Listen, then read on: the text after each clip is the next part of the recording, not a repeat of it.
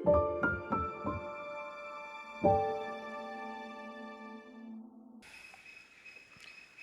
තස්ස භගවතෝ අරහතෝ සම්මා සම්බුද්දස්ස නමෝ තස්ස භගවතෝ අරහතෝ සම්මා සම්බුද්දස්ස නමෝ තස්ස භගවතෝ අරහතෝ සම්මා සම්බුද්දස්ස ගෞරවනීය මහා සංඝරත්නයන් අවසරයි බුද්ධ වචනය හරිහැටි දැනගැනීම පිණිස දරණ මෙහෙසක් කරන කැපකිරීමක් තුළ අද දවසේ පුරුදු විදිහට සූදානම් වන්නේ පාලි පාඩම් මාලාව පාලි භාෂාවතරණය ග්‍රන්ථ කොටස් 3 උපකාර කරගෙන අධ්‍යයනය කරන්නට වැඩසටහන ආරම්භ කරන්නට මේ තාක් කළ වැඩසටහන් මාලාවේදී පාලි භාෂාවතරණය පළවෙනි කෘතිය අවසානයේ තෙක් අපි කතා කළා. අද සූදානම් වන්නේ මේ විදිහට භාෂාවතරණය 2 ග්‍රන්ථය කොටස ආරම්භ කරන්නට. නිසා අද දවසේ පාඩමට පිවිසෙන්නට පෙර ආතුව යමක් කතා කළොත් කෙටි පසු විපරමක් සිදු කළොත් පළවෙනි පොතේදී නැත්නම් පළමු පාඩම් බෙලුම් මාලාවේදී යම් පමණකට භාෂාව පිළිබඳ අපි කතා කළා. ව්‍යාකරණය යම් දුරකට හැදෑරුවා. මේ පාඩම් මාලාව හා සමග යෙදුණා නම් මේ වෙද්දී පෙළ දහම සියල්ලෙන් සියල්ල අට කතාව සහිතව අවබෝධ කරගන්නට නොහැකි වුණත් යම් පමණකට පෙළ ඒ වගේම තවත් කෙටි සංග්‍රහ ග්‍රන්ථ තනිවම කියවන්නට හැකියාවක් උපදවාගෙන මේ මොහොතේ සිටිනවා. නමුත් මේ ඉගෙන ගන්න දේ අපේ භාෂාව වශයෙන් හැම වෙලෙම සෑම විටකම අපේ සිහිය තබා ගත යුතු දෙයක්, මතකේ රඳවා ගත යුතු දෙයක් මේ හදාරන්නේ භාෂාවක්. වෙන දෙයක් නෙවෙයි. භාෂාවක් අපි පාවිච්චි කරන්නේම අදහසක් sannivedanaya කරන්නටමයි. ඒ අදහස් sannivedanaya කිරීම තුළ ලේඛනයේ එක මාධ්‍යයක්, කථනයේ තව මාධ්‍යයක්. නිසා අද අපි මේ විදිහට භාෂාවක් ලේඛනමය වශයෙන් නැත්නම් ව්‍යාකරණමය පසුබිමක් තුළ ලියලා පෙන්වන්නට.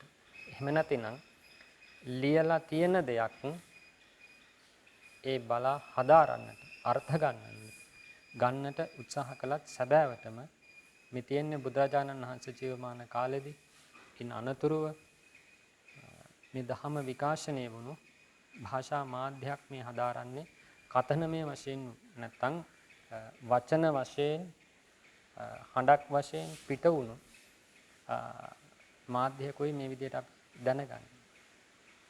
ඒක නිසා මේ pāli භාෂාව ඉගෙන ගද්දී බොහොම ප්‍රයෝජනවත් ඒ පළවෙනි පොතේදී අපි කතා කළ දේවල් ආය නැවත පුනරාවර්තනය වීම පිණිස ඒ ව්‍යාකරණමය ප්‍රයෝග තමාට ප්‍රකට වීම පිණිස යම් pāli පරිච්ඡේදයක් අරගෙන දවසකට පුංචි මොහොතක් සජ්ජායනාවක් කරනවා නම් වටිනවා. ඒ වගේම තවත් පුංචි සංග්‍රහ ග්‍රන්ථයක් එහෙම නැත්නම් විශේෂයෙන් ධම්මපද අට කතාව වගේ රසවාහිනී වගේ මේ ග්‍රන්ථයක් සමග යම් උත්සාහයක් දරනවා නම් කෙටි පරිවර්තනයක් සිදු කර ගන්නට උපකාරකයි. ඒක මේ ආකාරයෙන් ඉදිරියට යන්නට අතරමඟදී නතරවන්නේ නැතුව. මොකද හේතුව භාෂාවක් හදාරන්නට පහසුම ක්‍රමය තමයි මේ ව්‍යාකරණ ප්‍රයෝග හරියට දන්නවා වගේම ඒ ව්‍යාකරණ ප්‍රයෝගයන්ගේ යෙදීම හරියට තේරුම් ගැනීම. ඒක නිසා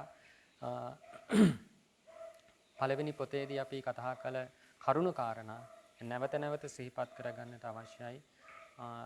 දෙවෙනි පොතට ආවා කියලා ඒ සියල්ල අත්හැරලා ආයේ නැවතත් අලුත් පාඩම් මාලාවක් සිදු වෙනවා කියලා එහෙම දෙයක් නොවේ. ඒ පළමු ග්‍රන්ථෙහි යා පාඩම් මාලාවෙම යම් පමණකට තවත් දෙවැනි දිගහැරුමක් ඊට වඩා සාතිරේකයක් මේ තුල අපි කතා කරන්නේ.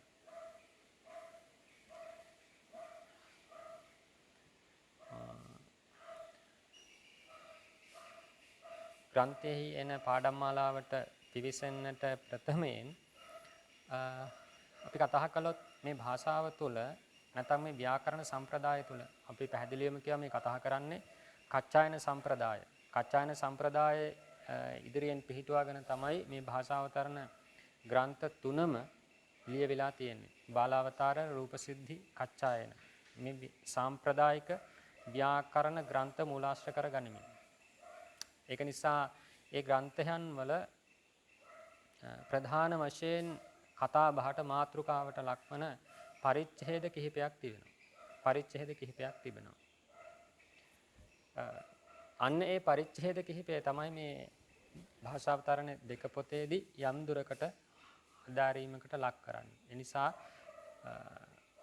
පහසුයි යම් කෙනෙකුට පුළුවන් නම් බාලාවතාර පෙළ සහිත නැත්නම් සන්න සහිත හෝ වේවා පොතක් හොයාගන්න පුළුවන් නම් හරිම පහසුයි. මොකද මේ අතරතුරේදී අපි අපේක්ෂා කරනවා මේ පොතේ තියෙන කරුණු කාරණාවලටම සීමා වන්නේ නැතුව ඒ තුලම රැඳෙන්නේ නැතුව ඉන් යම් පමණකට එහයින් නැත්නම් සාතිරේකයක් සහිතව අතිරේකයක් සහිතව ඒ බාලාවතාරයත් උපකාර කරගනිමින් මේ පාඩම් මාලාව තුල යෙදෙන්නට ඒ පාඩම් මාලාවේ දිගහැරුමක් විදියට මේ දෙවෙනි පොත කතා කරන්නට. ඒක නිසා මුලින්ම අපි දැනගමු මොනවද මේ පොතේදී අපි කතා කරන්නට කියලා.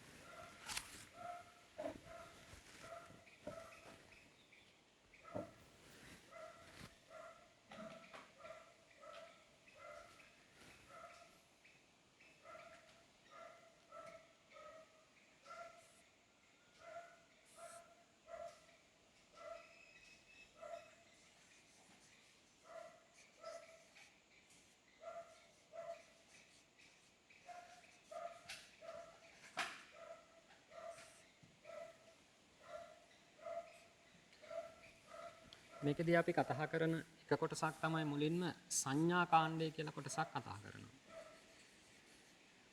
සංඥා කාණ්ඩය. ඊළඟට සංධි කොටස කියලා කතා කරනවා. ඊළඟට නාම කාණ්ඩය කියලා නාම වර්ණගීම සම්බන්ධව යම් පමණකට කතා කරනවා. ඊට පස්සේ සමාස කාණ්ඩය පද ගොඩනැගීම සම්බන්ධව කතා කරනවා. පස්වෙනි කාරණය තද්ධිත පිළිබඳව කතා කරනවා. තද්ධිත. ඊළඟට ආඛ්‍යාත සම්බන්ධව කතා කරනවා.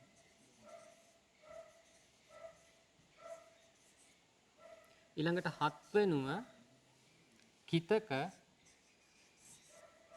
ආඛ්‍යාත හදන්නට උපකාර කරගන්න ධාතුම උපකාර කරගනිමින් හදාගන්න නාම සම්බන්ධය.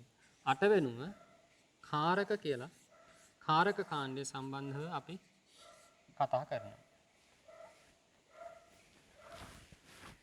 මෙන්න මේ කොටස් අට තමයි අපි පාලි භාෂාව යටතේ සාම්ප්‍රදායික ව්‍යාකරණයේදී කච්චායන සම්ප්‍රදාය එහෙම නැත්නම් මේ බාලාවතාර ව්‍යාකරණ සම්ප්‍රදාය මුල් කරගෙන අපි හදාරීමකට ලක් කරන්නේ. හදාරන්න. ඉතින් මේ තුල භාෂාවතරණය දෙක පොතේදී මේ කොටසේදී ප්‍රධාන වශයෙන් කොටස් 6කට තමයි මෙතනින් අවධානයකට ලක්වන්නේ. ඒ කියන්නේ මෙතනදී අපි මෙන්න මේ තුන්වෙනියට තියෙන නාම කාණ්ඩය සහ අටවෙනියට තියෙන කාරක කාණ්ඩය. ඔය කොටස් දෙක දීර්ඝව සාකච්ඡාවකට ලක් කරන්නේ නැහැ. හේතුව කාරක කාණ්ඩය භාෂාවතරණයේ තුන්වෙනි පොතේදී කතා කරනවා. නාම කාණ්ඩය ඒ බාලාවතාර ආදී මේ ග්‍රන්ථවල එන ආකාරයට සූත්‍ර යොදා ගනිමින් ඒ සාධනය කිරීම සිද්ධ කරන්නේ නැහැ මේ පොත්වලදී. ඒ වෙනුවට අපි වර්ණ ගීම සිද්ධ වන්නේ කොයි විදිහටද කියලා හදාරනවා. ඒක නිසා මේ පළවෙනි පොත, දෙවෙනි පොත, තුන්වෙනි පොත මේ ග්‍රන්ථ තුන යටතේ බාලාවතාරය නැත්තම් මේ කච්චාණ සම්ප්‍රදාය විශාල ප්‍රමාණයක් ආවරණය කිරීමකට ලක් වෙනවා. ආවරණය වෙනවා. ඉතින් ඒ අතරත් මේ භාෂාවතරණේ දෙක පොතේදී ඔතනින් කොටස් 6ක් ඒ කීවේ නාම කොටස සහ කාරක කාණ්ඩය හැරෙන්නට ඉතිරි කාණ්ඩ 6 සම්බන්ධව සෑහෙන ප්‍රමාණයක් කතා කරනවා. සෑහෙන කොටසක් ආවරණය වෙනවා. ඒකයි සිහිපත් කළේ පුළුවන් නම් බාලාවතාර ග්‍රන්ථයක් හොයාගන්නට මේ පාඩමක් ආරම්භ වෙද්දී නැත්නම් ඒ පාඩම් මාලාව දිගහැරෙද්දී එකින් එකට අපි උත්සාහ කරනවා බාලාවතාරයේ යෙදෙන ඒ සූත්‍ර උපයෝගී කරගනිමින් කොහොමද මේ පදයක් සාධනය කරගන්නේ. ඒ විදිහට පද සාධනය කරමින්ම මේ දෙවෙනි පොත අධ්‍යයනයකට ලක් කරන්නේ.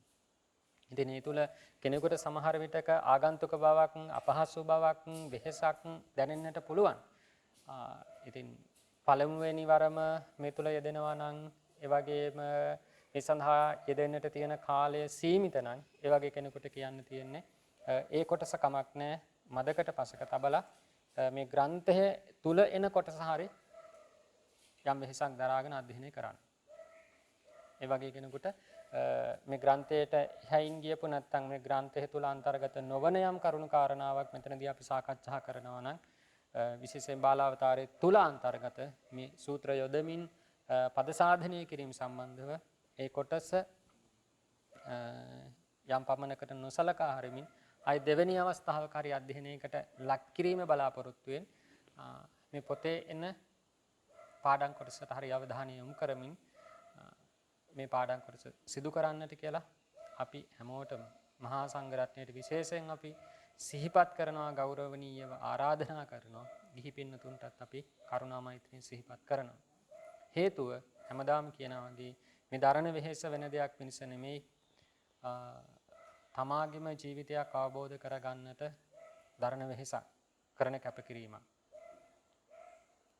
අපි අපේ ජීවිත වෙනුවෙන් ජීවිතේ පවත්වා ගන්නට බොහෝ දේවල් සිදු කරනවා, කැපකිරීම කරනවා, වෙහෙසෙනවා. හැබැයි මේ කරන කැපකිරීම මේ එක ජීවිතයක් පෝෂණය කරන්නට, එක ජීවිතයක් පවත්වන්නට දරණ වෙහෙසක් නෙවෙයි. ජීවිතයක් අවබෝධ කරගෙන ජීවිතයෙන් ජීවිතයට යන ගමනක් නවත්තන්නට දරණ වෙහෙසක් නේද? ඉතින් ඒ අදහස සහිතව අපි පාලි භාෂාව තරණේ දෙවෙනි පොතට පිවිසෙනවා.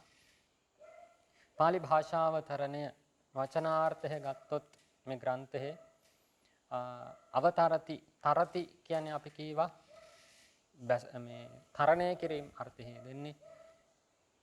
අවතරති කියන්නේ යමකට බැස ගන්නවා කියන අර්ථය.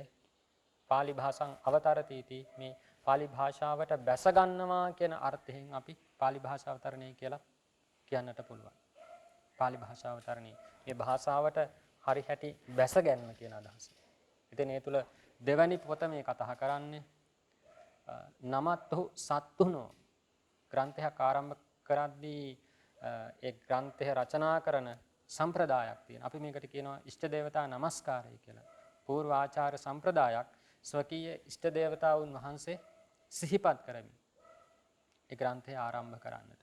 ඒ තුල අපේක්ෂා කරන්නේ ග්‍රන්ථයේ අවසානයේ තෙක් පාඨකයාටත් සුවසේ මේක අධ්‍යයනය කරන්නට, ලේඛකයාටත් සුවසේ මේක ලියලා අවසන් කරන්නට.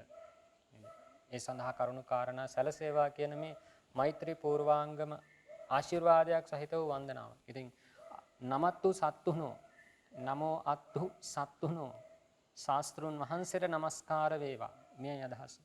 අපේ ශාස්ත්‍රුන් වහන්සේ වෙන කවුරුත් නෙමෙයි. අද අපි විඳිය යුතු දුකක් නිවන්නට අප වෙනුවෙන් මහා දුකක් විඳි අපේ බුදුරජාණන් වහන්සේ.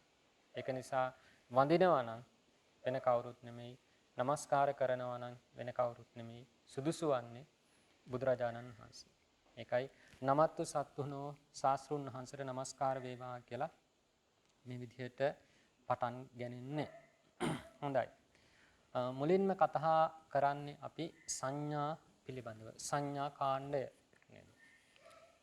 සංඥාවක් කියන සංඥා කියන වචනය තුලම අන්තර්ගත වෙන්නේ. සංඥාවක් කියන්නේ යමක් පිළිබඳ වූ සනිටුහනක්. ඉතින් මේ භාෂාව තුලදී සංඥාවකට පත්වන්නේ එහෙම නැත්නම් මෙතනදී මේ සංඥා කාණ්ඩය තුල කතා කරන්නේ මුලින් කියා වගේ මේ භාෂා sannivedanaya පිණිස ලේඛන මාධ්‍යයක් තුල උපයෝගී කරගන්න වචනය වචනයක් සකසන්නට උපකාරක අක්ෂර පිළිබඳව පළවෙනි පොතේදී අපි යම් දුරකට කතා කළ අක්ෂරයන් පිළිබඳව මෙතනදිත් එහි තවත් මදකට දිගුවක් කතා බහකට ලක් වෙනවා.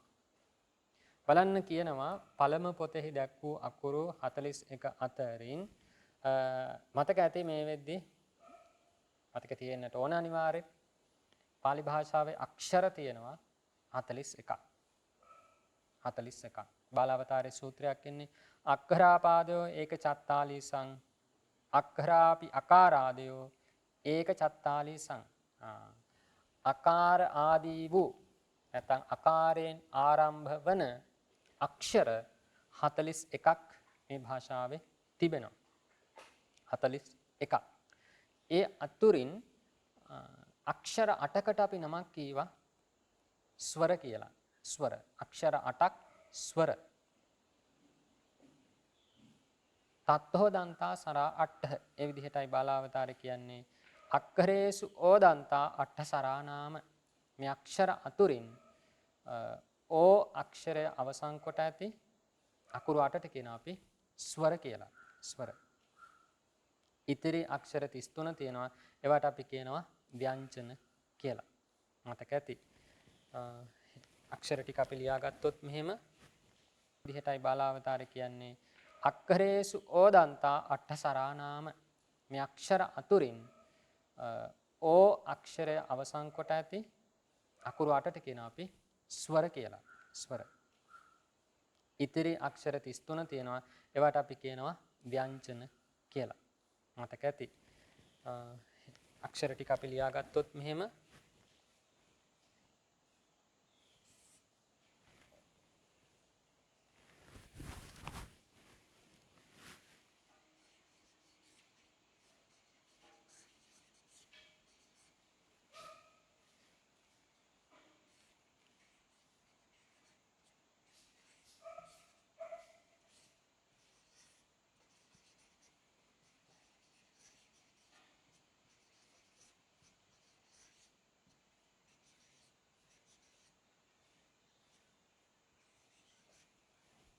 තමයි අක්ෂර එන්නේ ස්වර 8ක් සහ ව්‍යංජන 33ක්. එතන බලන්න ස්වර 8 මොනවද?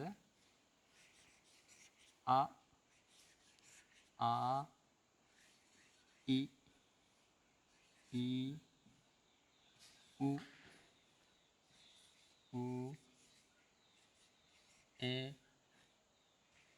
ඕ මේ ටික තමයි ස්වර 8. ස්වරාක්ෂර 8. ඊළඟට වර්ග පහක් තියෙනවා. වර්ග පහ තමයි ඛ වර්ගය, ඡ වර්ගය, ඨ වර්ගය, ථ වර්ගය සහ ප වර්ගය. මේක ඛ වර්ගය, ඡ වර්ගය, ඨ වර්ගය, ථ වර්ගය, ප වර්ගය. ඛ වර්ගයට අයිති අක්ෂර පහක් තියෙනවා.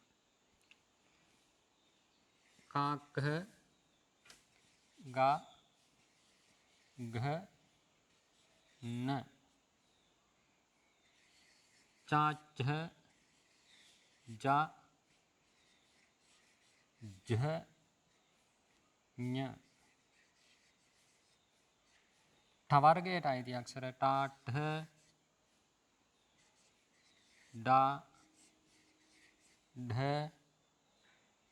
න ත වර්ගයට තා ථ දා ධ න මෙතන කලින් එක මූර්ධ ජාක්ෂරයක් ඉන්නට ඕන.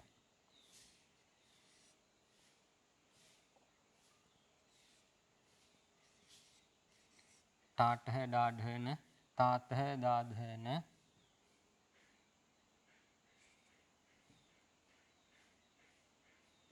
පාපහ බා භ ම. මේ තමයි වර්ගාක්ෂර 5. ඊළඟට මේ වර්ගාක්ෂර වලට ආයත් නැති අකුරු ටිකක් තියෙනවා. යා ර ල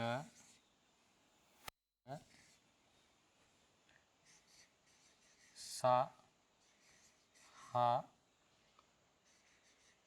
ල ආ අන අක්ෂර ටික. එතකොට බලන්න ස්වරාක්ෂර 8ක් තියෙනවා. වර්ගාක්ෂර සියල්ල 25ක් තියෙනවා. මේවට වර්ගවලට අයිති නැති අවර්ගාක්ෂර තියෙනවා. එතන 8ක්. සියල්ල එක්කාසු කරලා බලුවොත්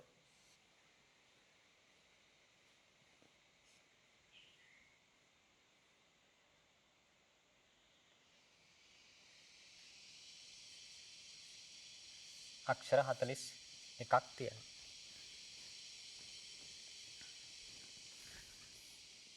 කෙටියෙන් ওই විදිහට මතක් කරගන්න අක්ෂර සම්බන්ධව.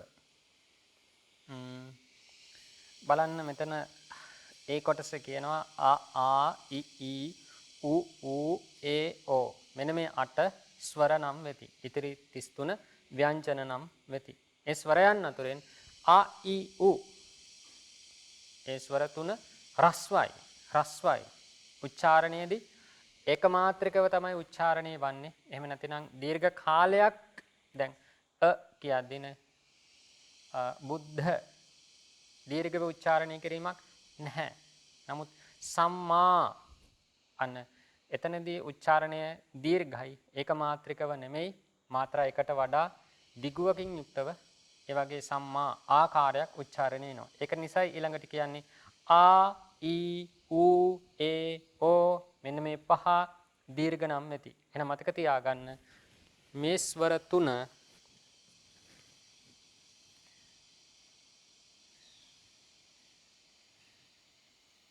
මේක ආකාරය ඊකාරය උකාරය ආ ඊ ඌ මේ ස්වර තුන රස්ව ස්වර තුනක් රස්වයි. ඊළඟට ආකාරය ඊකාරය ඌ ඒ ඕ ඒ ස්වර පහ දීර්ඝ ස්වර පහක් දීර්ඝයි.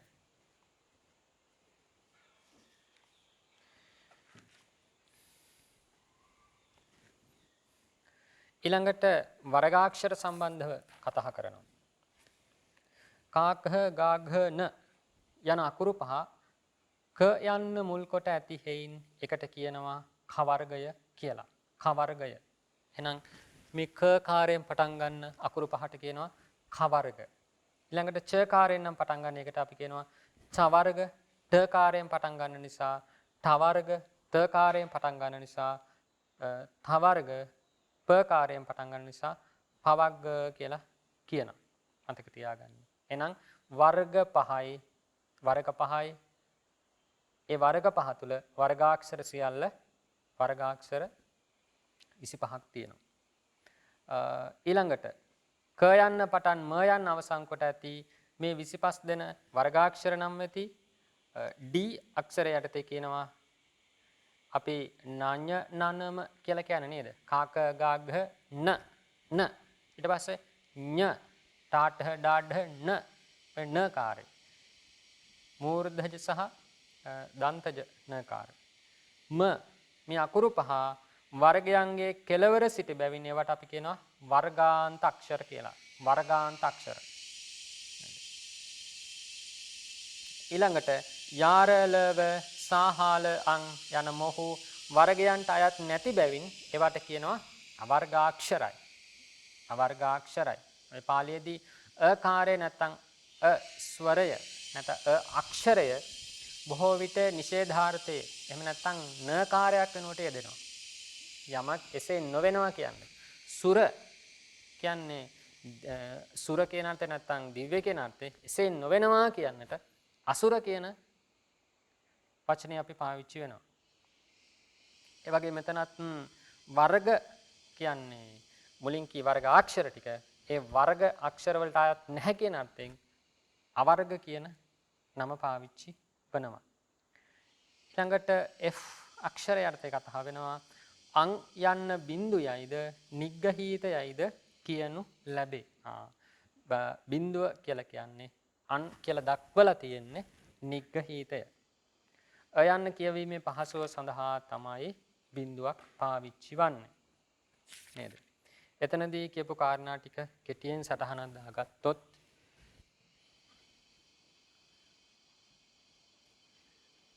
මේ තියෙන්නේ ක වර්ගය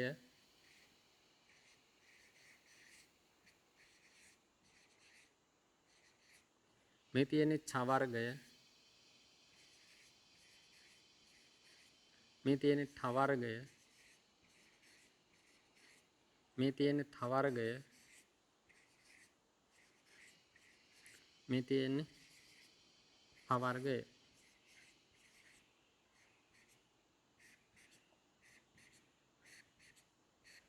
පැහැදිලි වෙන්නට ඕන.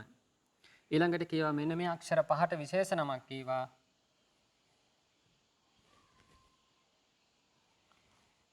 මේ අක්ෂර පහට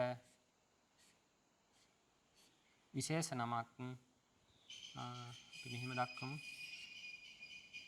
මේ අක්ෂර පහ වර්ගාන්ත අක්ෂර.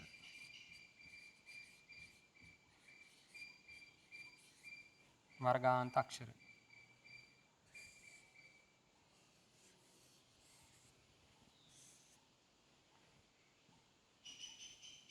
ඊළඟට අපි කියවා මෙන්න මේ කොටසට අවසානට තියෙන අක්ෂර 8 වර්ග අක්ෂර වලට අයිති නොවන නිසා ඒවට අවර්ගාක්ෂර කියලා.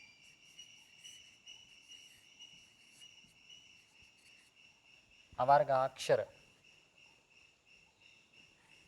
අවසානයේ තියෙන අං නැත්නම් මේ බිඳුවට අපි කියනවා නිග්ගහීතය කියලා.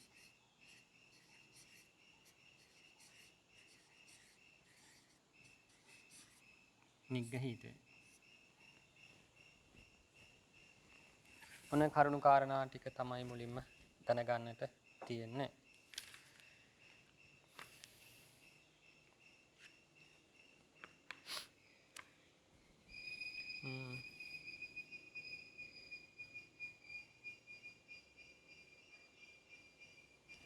ඊට අතිරේකව අපිට මේ බාලාවතාරයේදී තවත් කරුණු කිහිපයක් කියලා දෙනවා. බලන්න මේකේ තියෙනවා ස්වරයක් විදියට අකාරය. ස්වරයක් විදියට අකාරය. ඊළඟට ක වර්ගයේ තියෙනවා. කාක ගාඝ න. ඒ අක්ෂර පහ තියෙනවා. හ කාරය හ. ඔන්න ඔය අකුරු 6 කණ්ඨජ අක්ෂර. කණ්ඨජ අක්ෂර. අක වග්ග හ කණ්ඨජ කියලා එනවා. ඊළඟට ඊ අක්ෂරය, ඡ වර්ගය, ය අක්ෂරය. ඔය අකුරු 7 තාලුජ අක්ෂර. තාලුජ අක්ෂර. කණ්ඨජ කියන්නේ බොටුව උපකාර කරගෙන නැත්නම් මුල් කරගෙන හටගන්න ශබ්ද. තාලුජ කියන්නේ තල්ල මුල් කරගෙන. ඊළඟට උපවග්ගා ඔට්ඨජා ඕෂ්ඨජාක්ෂර තියෙනවා. උ කාර්ය සහ ප වර්ගය. ප වර්ගය. ඊළඟට ඨවග්ග රලා මුද්ධජා මූර්ධජාක්ෂර වශයෙන් තියෙනවා. ඨ වර්ගය කියන්නේ ටාඨ ඩාಢ න සහ ර කාර්ය. ඒ වගේම අවසානයේ තියෙන ල කාර්ය. ඒක මූර්ධජයි. ඊළඟට ඨවග්ග ලසා ඨ වර්ගය සහ ල කාර්ය. යාර ල ව අන්න එතන තියෙන ල කාර්ය සහ ස කාර්ය දන්තජයි. කෙටි සටහනක් දාගන්න අවශ්‍යයි කියලා වැටහෙනවනම්. ඒ කාර්ය කණ්ඨතාලුජයි, ඕ කාර්ය කණ්ඨෝෂ්ඨජයි, ව කාර්ය දන්තෝෂ්ඨජයි. නේද? මෙන්න මේ විදිහට කෙටියෙන් සිහිපත් කරනවා. අවශ්‍ය වුණොත් කෙනෙකුට නැත්නම් ඊට වඩා අක්ෂර පිළිබඳ දැනීමක් කෙනෙක් අපේක්ෂා කරනවා නම් ඔය කරුණු ටිකත් මතක තියාගන්න පුළුවන්. නේද? අපි නිතරම අහලා තියෙනවානේ කණ්ඩජාක්ෂර කියලා අහලා තියෙනවා. තාලුජ, දන්තජ මොනවද මේ අක්ෂර ටික? ඒ විදිහට දැනගන්න කැමති නම් බාලවතාරේ ඔය කොටස් ටික වෙන් කරලා පෙන්නනවා. හොඳයි.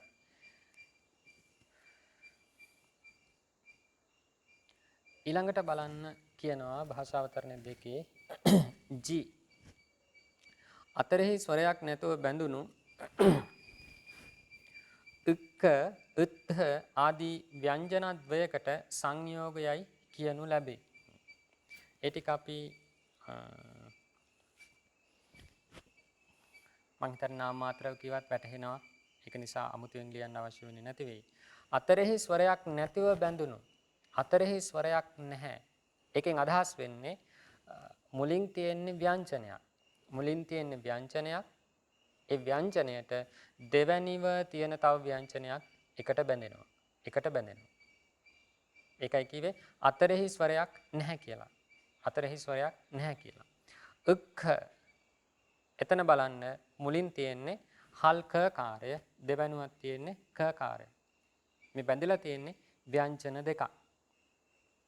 ඊළඟට ත්හ කියන තැන අල්ප ප්‍රාණ සහ මහ ප්‍රාණ අක්ෂර යුගලය එකට බැඳිලා තියෙනවා. ත්හ. එතකොට මුලින් පිහිටලා තියෙන අල්ප ප්‍රාණ තකාරය හල් අක්ෂරයක් ව්‍යංජනයක්. ඉන් අනතුරුව මහ ප්‍රාණ තකාරය පිහිටන්නට පෙර ආතුව නැත්නම් ඒ අතර තවත් ස්වරයක් නැහැ. ස්වරයක් නැහැ. අන්න ඒක නිසා මෙන්න මේ වගේ අක්ෂර එකතුවකට අපි කියනවා සංයෝගයක් කියලා. නැත්නම් සංයුක්තාක්ෂරයක් කියලා කියන්නත් පුළුවන්. සංයෝගයක් කියන්නේ එහෙනම් මේ විදිහට එකට බැඳුණු අක්ෂර යුගල. සංයෝගය. ඊළඟට කියනවා ලෝපය පිළිබඳව. අකුරක් මකා දැමීම ලෝප නම් වේ. අකුරක් මකා දැමීම ලෝප නම් වේ. එතකොට මේ කතා කරන්නේ ඉස්සරහට අපට මේ පාඩමේදී මුණ ගැසෙන කරුණු කිහිපයක් සම්බන්ධව මේ කියන අදහස් කිහිපය අවශ්‍යයි ඊළඟට එන පාඩම කතා කරද්දී. ඒක නිසා මේ කරුණු ටික හොඳට ධාරණය කරගන්න පුංචි සටහනක් තමාම ලියාගන්න. ලෝප නම් වේ. වර්ණා දර්ශනක් ලෝපක් කියලා අපිට සංස්කෘතියේදී කියන්නේ වර්ණයක නොපෙනී යාමක්. අදර්ශනයටපත් වීමක් ලෝපය කියලා. මෙතනදී කියනවා අකුරක් මකා දැමීම. සරලව හිතන්න යම් වචනයක යම් තැනක අකුරක් තියෙනවා. අන්නේ අකුර මකා දමනවා. එතනින් ඉවත් කරනවා. ඒ අදහස තමයි ලොප් කරනවා කියලා අපි කියන්නේ. සුවසේ කීම පිණිස සංදි කිරීම ආදී ප්‍රයෝජනයක් සඳහා ලෝපකාර්ය කරනු ලැබේ. ඒ අකුර මකා දැමීම සිද්ධ කරන්නේ කොතනද? සංදි කිරීම ආදී කටයුතු වලදී. එහෙනම් පැහැදිලි. ඊළඟට ආදේශ තිබෙන අකුරක් මකා අන්‍ය අකුරක් කිරීම.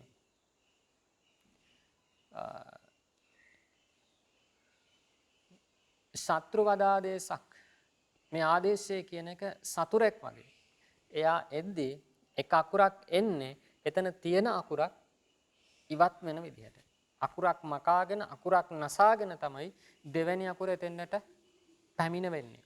ඒක නිසා අපි කියනවා තිබෙන අකුරක් මකලා අන්‍ය අකුරක් එතනට සිදු කිරීම තමයි ආදේශය කියලා කියන්නේ. ඉස්සරහට පාඩමේදී ඔක තේරෙනවා. ඒ තව භාෂා ප්‍රයෝගයක්. නැත්නම් භාෂා වේදන අක්ෂර සම්ප්‍රදාය. අක්ෂර යෙදෙන ආකාරය. ඊළඟට ආගම කියන්නේ මිත්‍ර වදාගම. හරියට මිතුරෙක් වගේ ආගමේදී තිබෙන අකුරු දෙකක් මැදට තවත් ආගන්තුක අක්ෂරයක් පැමිණෙනවා. එතනදී අකුරු අඩුවීමක් තියෙන අකුරකට ආදේශ වීමක් කිසිවක් සිද්ධ වෙන්නේ නැහැ. මෙතනදී සිද්ධ වන්නේ ආගමේදී අලුතෙන් අක්ෂරයක් එතනට එක්කාසු වෙනවා. එහෙනම් මතක තියාගන්න ලෝපය කියලා කියවේ තියෙන අකුරක් මකනවා අලුතෙන් අකුරු ඒමක්වත් සිද්ධ වෙන්නේ නැහැ. එතකොට අකුරක් අඩු වෙනවා. ඊළඟට ආදේශය කියලා කියවේ අලුතෙන් අකුරක් එනවා. හැබැයි ඒ අක්ෂරය පැමිණවීමත් සමගම තිබෙන අකුරක් එතනදී හානි වෙනවා, ඉවත් වෙනවා. ඒක නිසා ආදේශය කියලා කියනවා. ඊළඟට ආගමයි කියලා කියවේ අලුතෙන් අකුරක් එතනට පමුණවනවා, අලුතෙන් එනවා එතනට. හැබැයි තියෙන අක්ෂරවලට හානියක් සිද්ධ වෙන්නේ නැහැ. ඔන්න ඔය අක්ෂර යෙදීම් 3 තමයි දිගින් දිගට අපි ඉස්සරහට මෙතනදී කතා කරන්නේ. එකිනෙකට සමාන වූ ස්වරයෝ සවන්න හෝ සරෝප නම් වෙති. ආ ඊ ඌ රී ලු සමානාක් කියලා අපි කියන්නේ. රී ලු කාර දෙක පාලියේදී නැහැ. ආ ඊ ඌ මේ අක්ෂර 3 පාලියේදී තියෙනවා. එහෙනම් අන්න ඒ අක්ෂර 3 සවර්ණයි. සවන්නයි. නැත්නම් සරූපයි. බලන්න යට ඒක විස්තර කරලා දෙනවා. ඇයි එහෙම කියන්නේ? යන්නට ආ දෙදෙනාද? ආ යන්නට ආ දෙදෙනද සරූප හෝ සවන්න වෙති. ඒ වගේම ඉකාරයට ඊ දෙදෙනා, උකාරයට ඌ දෙදෙනද සරූප සවන්නයෝ වෙති. ඒ ඕ දෙදෙනාට සමාන රූප ඇති අන්‍ය ස්වරයක් නැති බැවින් ඒ දෙදෙන අසවන්න නම් වෙති. එහෙනම් සවර්ණ ස්වර වුණේ ආ ඊ ඌ, අසවන්න වුණේ ඒකාරය ඕකාරය. නේද? මං හිතන්නේ ඒ කියපු කාරණා ටික පැහැදිලි. අවශ්‍ය නම් අපි කෙටියෙන් සටහනක් මේ විදිහට දාගමු.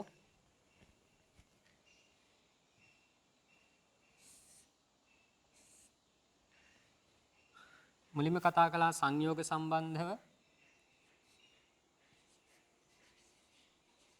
සංයෝග කියලා කීවේ මේ අතර ස්වරයක් යෙදිලා නැති තැන. එහෙනම් උදාහරණයක් විදිහට කීවේ ක කාර දෙකක් එකට බැඳිලා තියෙනවා නම්, ත කාර දෙකක් ওই විදිහට බැඳිලා තියෙනවා නම්. ඊළඟට ලෝපය කියලා අපි කතා කළා. එතනින් සිද්ධ වන්නේ තියෙන අක්ෂරයක් මකා දමනවා. අක්ෂරයක් මකා දැමීම.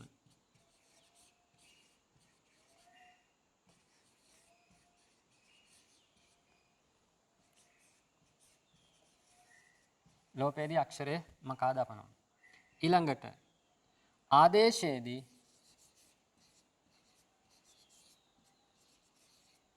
තියෙන අකුරක් වෙනුවට අලුතෙන් අකුරක් පමුණවනවා.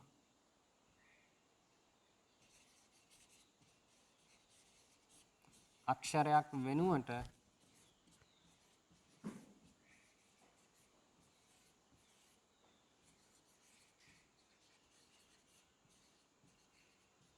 අක්ෂරයක් ආගන්තුකව පැමිණීම අපි එහෙම කියලා දාමු. ඊළඟට ආගම කියලා අපි කතා කළා.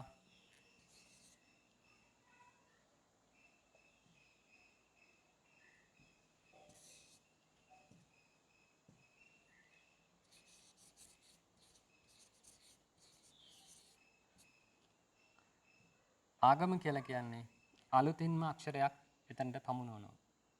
නව අක්ෂරයක්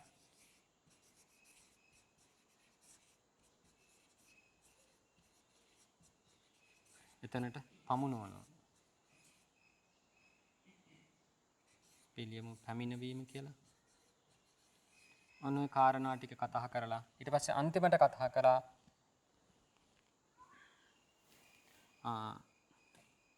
සවර්ණ සහ සරූප සහ අසරූප, සවන්න අසවන්න අක්ෂර සම්බන්ධව.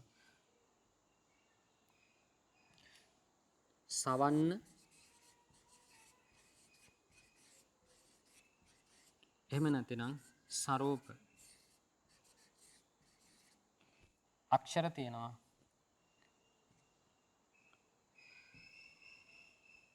අකාරයට මේ අක්ෂර දෙක සවන්නයි, සරූපයි. ඊළඟට ඊකාරය සහ ඊකාරය, රස්වය සහ දීර්ඝය සවර්ණයි. ඊළඟට උකාරය සහ ඌකාරය ඒ සවර්ණ ස්වර. ඊළඟට අසරූප නැත්නම් අසවන්න අක්ෂර.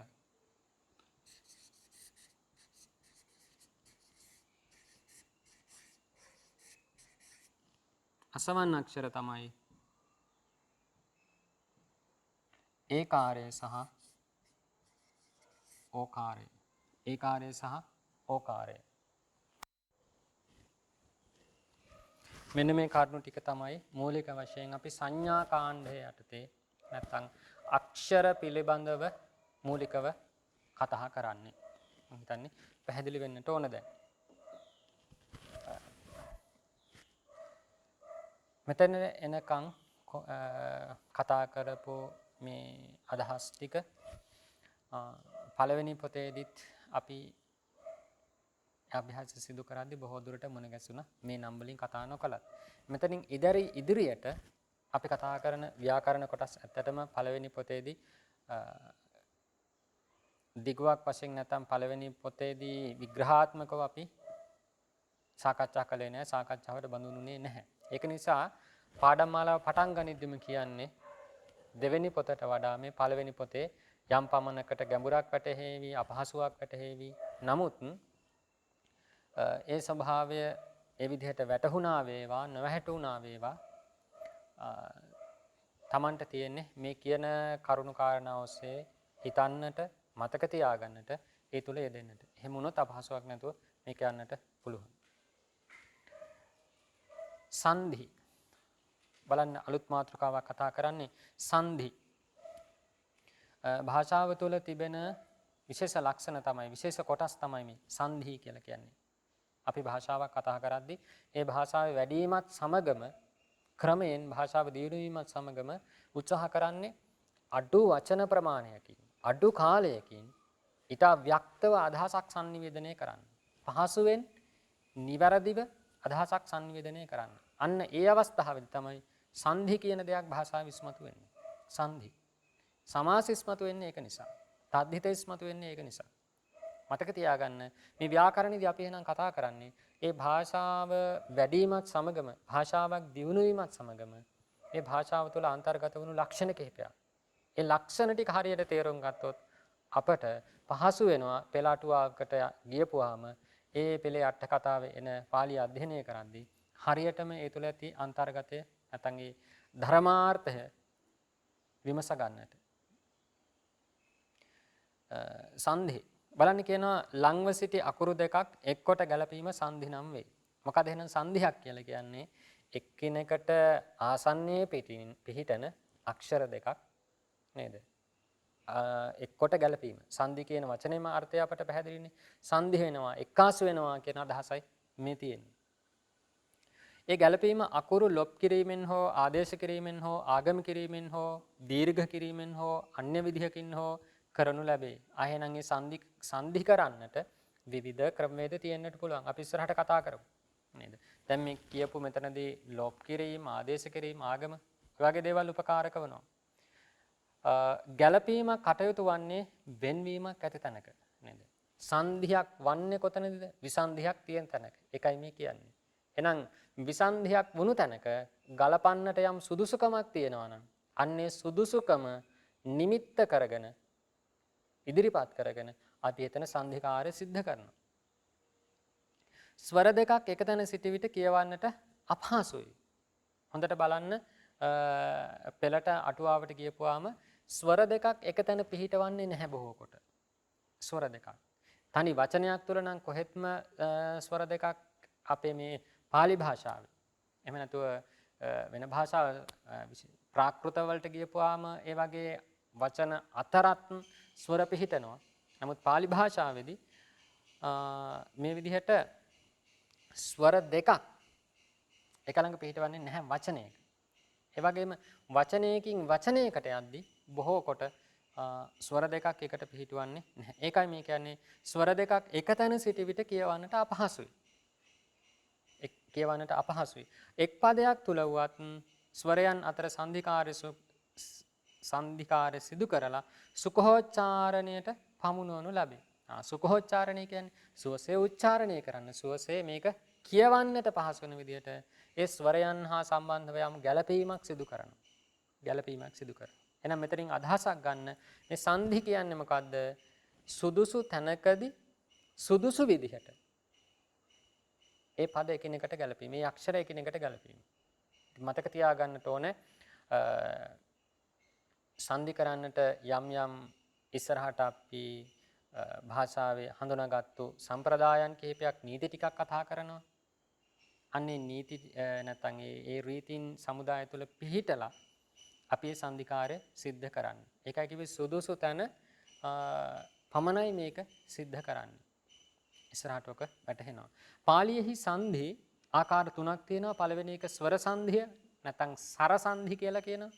ව්‍යංජන සංධි, නිග්ගහීත සංධි කියලා.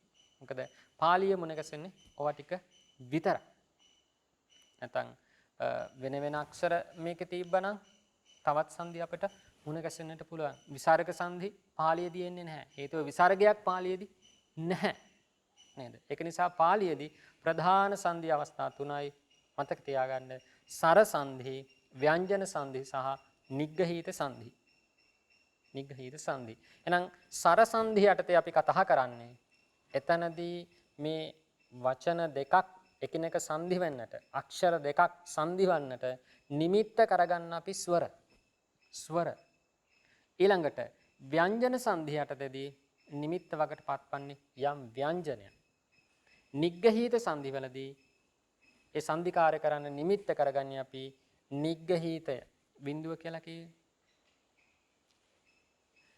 සර සංධිය ඉස්සලාම කතා කරනවා. සර සංධි. තවමත් මේ කරන්නේ සංධි යටතේ කෙටි හඳුන්වා දීමක්. ලංව සිටි ස්වර දෙකෙන් එකක් මැකීමෙන් හෝ ආදේශ කිරීම ආදී අන්‍ය ක්‍රමයකින් හෝ ගැළපීම සර සංධි නමි. ස්වර සංධි නම් වේ කියලා කියනවා. උදාහරණයක් කියනවා පුත්තා මේ අත්ති. බලන්න එක.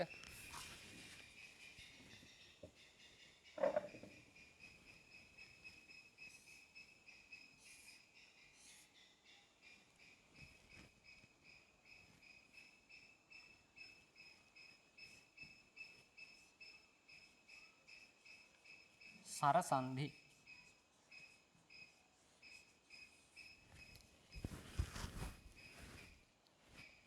උදාහරණයක් අරගෙන තියෙනවා පුත්තාමේ අත්ති කියලා. අපි ඒක බාලාවතාර එන විදිහටම පළවෙනි වචනේ ඉඳන් හදමු. එතකොට පහසුයි තේරුම් ගන්න. එතකොට පෙළේ එන්න මේ වචනය පුත්තාමත්ති මං පහසුව පිණිස අවශ්‍ය නම් හල් කරලත් ලියන්නම්. නැත්නම් මේ විදිහට බැඳලා ලියන්නත් පුළුවන්. අපි මේ විදිහටම පුරුදු වෙමු. පුත්තාමත්ති.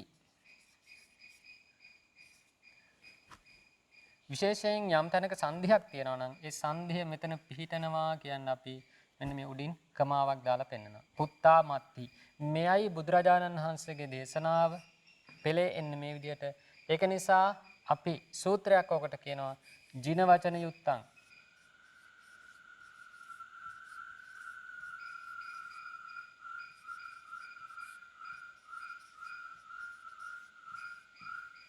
ජින වචන යුත්තං. පුත්තාමත්ති කියන්නේ ජින වචන යුත්තං. ඒ කියන්නේ ජින වචන කියන්නේ භාග්‍යතුන් වහන්සේගේ වචනයනේ. ඒ කියන්නේ පෙළේ එන්නේ පෙළේ හෝ අටුවාවේ හෝ මේ ධර්මයේ තුල එන්නේ මෙන්න මේ වචනේ පුත්තාමත්ති කියලා. ඒක නිසා මුලින් මේ වචනේ ලියා ගන්නවා ඉදිරියෙන් සූත්‍රය දා ගන්නවා. මේ සූත්‍රේ බාලාවතාරය එනවා ජින වචන යුත්තං. ඊළඟට සංධිය තියෙන තැන වෙන් කරලා ලියා ගන්නවා ඊළඟ පියවර. වෙන් කරලා ලියා ගත්තාම පුත්තා මේ අත්ති.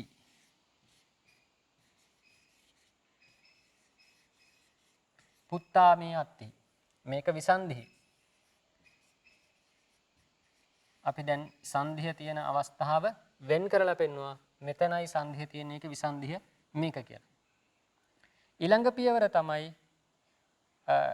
මේ සංධිය තියෙන තැන ස්වර සහ ව්‍යංජන වෙන් කර ගැනීම.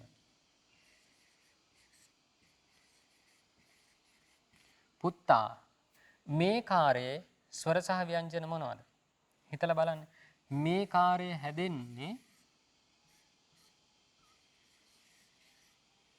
ව්‍යංජනයක් වූ ම කාර්යයට නැත්නම් හල් ම කාර්යයට ඒ කාර්යයක් එක්කාසු වීමෙන්. මෙහෙමයි මේ කාර්යය හැදෙන්නේ. මේ කාර්යය හැදෙන්නේ.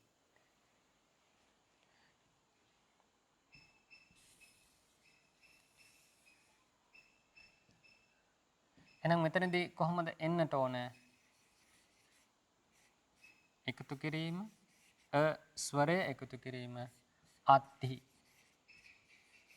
අත්ති. මෙන්න මෙහෙම ස්වරය සහ ව්‍යංජනය වෙන් කරනට අපි කියනවා සූත්‍රයක් පුබ්බ මදෝටිත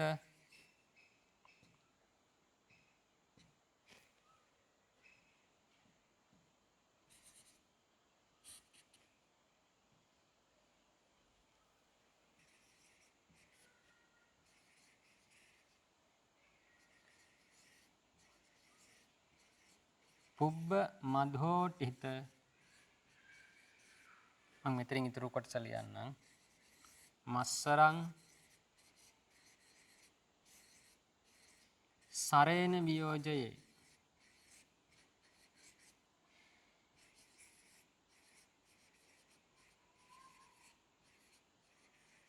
මේ සූත්‍ර මතක තියාගන්න අපිට ඉස්සරහට සෑම පදයක් ගණනෙම මේ සූත්‍රය කතා කරන්න වෙනවා. පුබ්බ මධෝටිත මස්සරං සරේන වියෝජයේ. ඒකෙන් අදහස් වෙන්නේ මේ මුලින් තියෙන ව්‍යංජනය ස්වරයෙන් වෙන් කර ගන්නවා කියන අදහස. මෙන්න මෙතනදී වෙලා තියෙන්නේ ඒ සූත්‍රයට අදාළ කාර්යය. ඒ සූත්‍රයට අදාළ කාර්යය. දැන් මේ කියාගෙන ඉන්නේ මොකද්ද? ස්වර සංධිය කියන්නේ මොකද්ද කියන එක.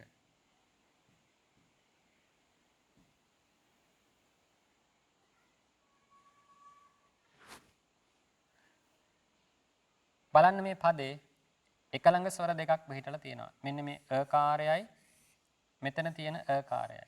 එහෙනම් එක ළඟ ස්වර දෙකක් පිළිටින මොහොතකදී තමයි ස්වර සංධිය වෙනවා කියලා අපිට මෙතනදී කියන්නේ.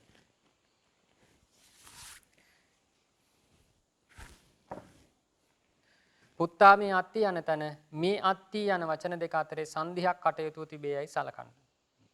බලන්නේ ඡේද කියන අදහස. මේ වනාහි ස්වර දෙකක් ගලපා කටයුතු සංධියකි. මෙතන ස්වර දෙකක් ගලපන්නට ඕන. කොහොමද එහෙම කියන්නේ? අත්ති යන තැන අකාරය වෙන්ව තිබෙන නමුත් පැහැදිලි අත්ති කියන වචනේ අකාරය දැන් ප්‍රකටව පෙනෙනවා. ඒ හා සමග ව්‍යංජනයක් එක්කාසු වෙලා නැහැ. ස්වරය ඉන්නවා පෙනෙන්නට. හැබැයි මේ කියන තැන ස්වරය කුමක්ද කියලා පෙනෙන්නේ නැහැ. හේතුව ඒ ස්වරයේ ව්‍යංජනයක් හා බැඳිලා තියෙන්නේ මේ වෙලාවේ. ඒක නිසා එසේ තිබියදී සංධි කිරීම අපහසු නිසා ඉස්සලා මේ ස්වරය ව්‍යංජනයෙන් වෙන් කරන්නට ඕන. පුබ්බ මධෝටිත මස්සරං සරේන වියෝජයේති පුබ්බ ව්‍යංජනං සරතෝ පුතුකාතබ්බං.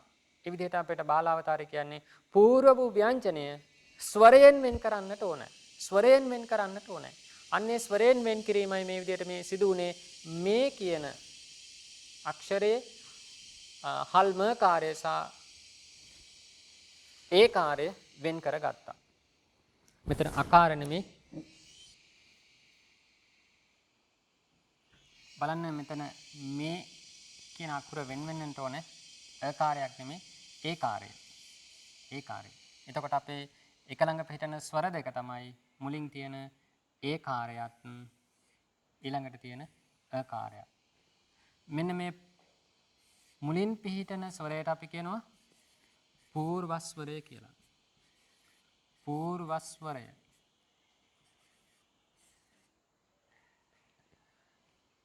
ඊළඟට දෙවනුව පිහිටන ස්වරයට අපි කියනවා පරස්වරය.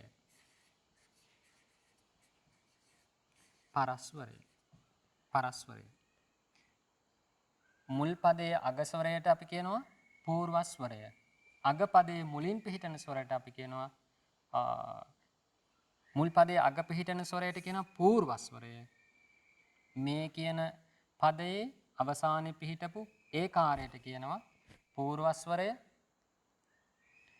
පරස්වරය කියන්නේ දෙවනුව පිහිටි වචනේ මුල් ස්වරය. අකාරයට අපි කියනවා පරස්වරය කියලා. මෙන්න මේ විදිහට තමයි සංධි වෙන්වන්නට ඕනේ.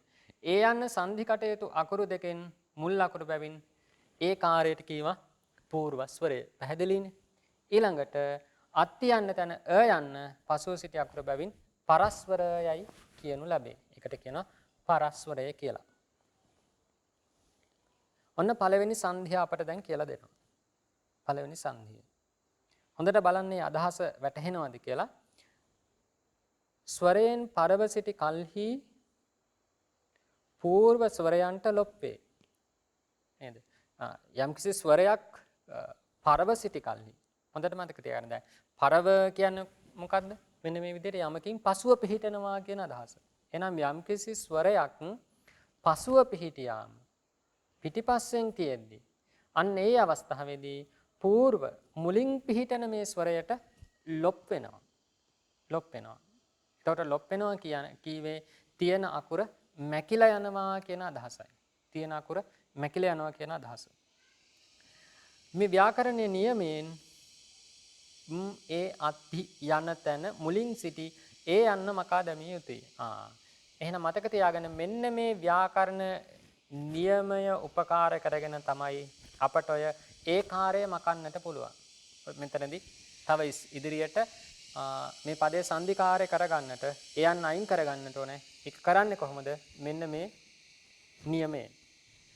ඉන්පසු හල් මකාරය යන්නට පස්සෙන් සිටි යන්න හා ගැලපූ කල මත්තිහි කියා සිද්ධ වේ. එවිට පුත්තා මත්තිහි කියා සිටි. ඒක සූත්‍රය මොකද්ද? සරාසරේ ලෝපං. හරි. අපි ඒක බලමු කොහොමද සූත්‍රය යොදා ගනිමින් හදන්නේ කියලා.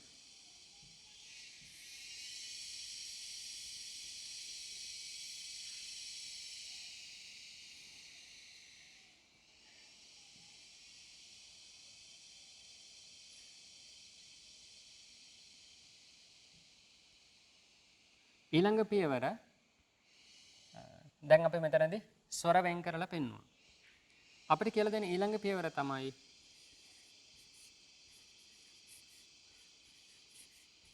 පුත්තා මත්තිහි කියද්දී මෙන්න මේ పూర్ව තියෙන ස්වරය ලොප් කර ගන්නට පුළුවන්. මත්ති. పూర్ව ස්වරය ලොප් කර ගන්නට පුළුවන්. ඒකයි මේ සූත්‍රයෙන් කියවේ. ඒක අපි පෙන්නනවා ස්වරයක් ලොප් වෙනවා නම් ඒ ස්වරය කපලා දාලා පෙන්නනවා මේ විදිහට. එහෙනම් ඒ කාර්යය ලොප් කරනවා. ඒ ලොප් කරන්නට සූත්‍රය මොකද්ද? සරාසරේ ලෝපං.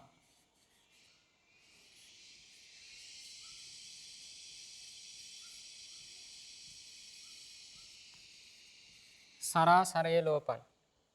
මේ සූත්‍රයේ අදහස වන්නේ ස්වරයක් පසුව පිහිටද්දී පරස්වරය පිහිටන වෙලාවදී මෙතනදී නම් අකාරය තියෙනවා. ඒක නිසා పూర్වයේ පිහිටි මේ ඒ කාර්යයට ලොප් වෙනවා. ඒ කාර්ය ලොප් වෙනවා. පැහැදිලිනේ? ඊළඟට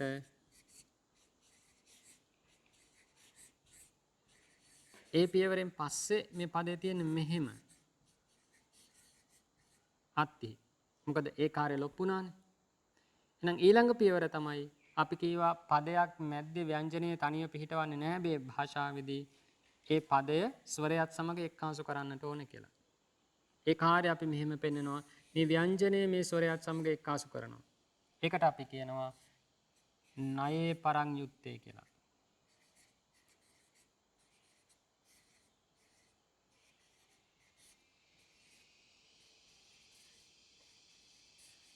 නයේ පරං යුත්තේ. එහෙනම් මේ ව්‍යංජනය හා සමග ස්වරය එක්කාසු වෙනවා. බලන්න අවසානයේ හැදෙනවා වචනේ පුත්තා මත්ති කියලා.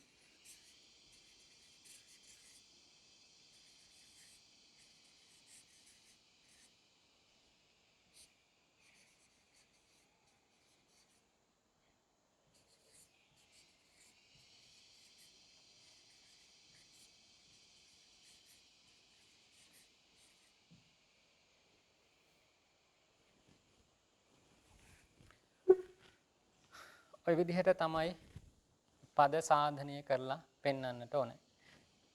හොඳට මතක තියාගන්න මේ එක සූත්‍රයක් තුළදී නැත්නම් එක ව්‍යාකරණ යම් ප්‍රීතියක් කියලා දුන්නාම ඒ රීතියට දාලා එක වචනයක් හරියකට මේ විදිහට සූත්‍රය යොදාගෙන පද සාධනය කරලා පෙන්වන්නට හැකියාව ලබා ගත්තොත් නැත්නම් හරියට මේ කරුණු ටික ප්‍රකට කරගත්තොත් ඊට අදාළ සියලුම වචන තේරුම් ගන්නට පුළුවන් පහසුවෙන්. ඒ නිසා හරියට එක වචනයක් හරියකට තේරුම් ගන්න. ඒක අනුව ඉතිරි වචන ටික ගලප ගන්නයි තියෙන්නේ. සරාසරේ ලෝපං මේක බාලාවතාරයේදී කියනවා අනන්තරේ සරය පරේ සරාලෝපං පප්පොන්ති. එක ළඟ අතරක් නෑර ස්වර දෙකක් පිහිටද්දී අනතුරු ස්වරයක් නැත්නම් දෙවෙනුව මෙන්න මේ විදිහට ස්වරයක් පිහිටනවා නම් මුලින් තියෙන ස්වරය ලොප් වෙනවා නේද? ඒ ලොප් වුණාම ණයේ පරං යුත්තේ මෙන්න මේ සූත්‍රය මම ලියලා තියෙන්නේ. මේකට අදාළව සූත්‍රයක් මම ලියලා තියෙන්නේ ණයේ පරං යුත්තේ කියලා. කියනවා අස්සරෝ ව්‍යංජනෝ පරක්කරං නේතබ්බෝ. ස්වරයක් රහිත වූ ව්‍යංජනය. දැන් මෙතනදී නම් මකාරය. හල් මකාරය පරක්කරං නේතබ්බෝ පිටිපස්සේ ඉන්න අක්ෂරයට මෙතනදී නම් පරස්පරය අකාරය පමුණවනවා. ඒ ස්වරයත් සමග එක්කාසු කරනවා. එහෙනම් වචනේ හැදෙනවා ආය වතාවක් පුත්තා මත්හි කියලා.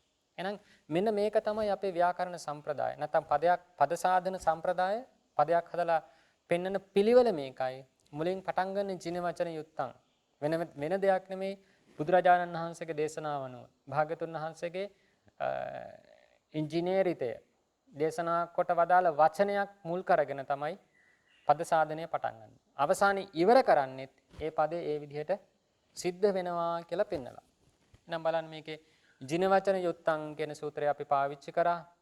මේක බුද්ධ වචනයක් අපි හදන්නේ. ඊළඟට මෙතන සංධිය හඳුනාගෙන විසන්ධි කළා. ඒක දෙවෙනි කාර්යය. ඊළඟට ඒ විසන්ධිය තුළ දැන් මේ අපි කතා කරන්නේ ස්වර සංධි අවස්ථාව. එහෙනම් ව්‍යංජන හා ස්වර වෙන් කර ගන්නට අවශ්‍යයි. පුබ්බ මධ්‍යෝටිත මස්සරං සරේන වියෝජයේ. ඊළඟට ඒ වෙන් කරගත් ව්‍යංජන සහ ස්වර අතරින් සුදුසු ස්වරයක් මෙතනදී ලොප් වෙනවා. පූර්ව ස්වරය ලොප් වෙනවා. ඒක තමයි අපි සරාසරේ ලෝපං කියලා මෙතනදී මේ සූත්‍රයක් විදිහට හඳුනාගත්තේ.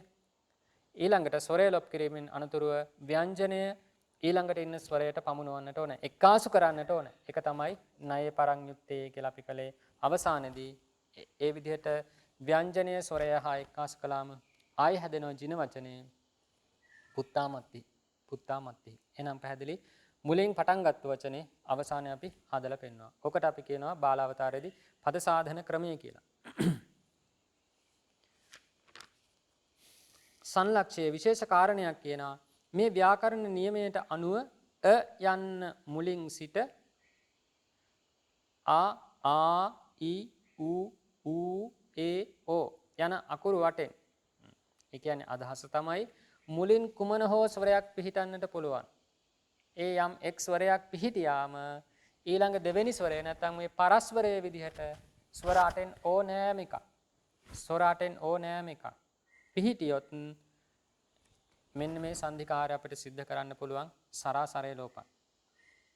එකක් පරව සිටි කල්ලි මුලින් සිටි යන්නම කිය හැකි නේද?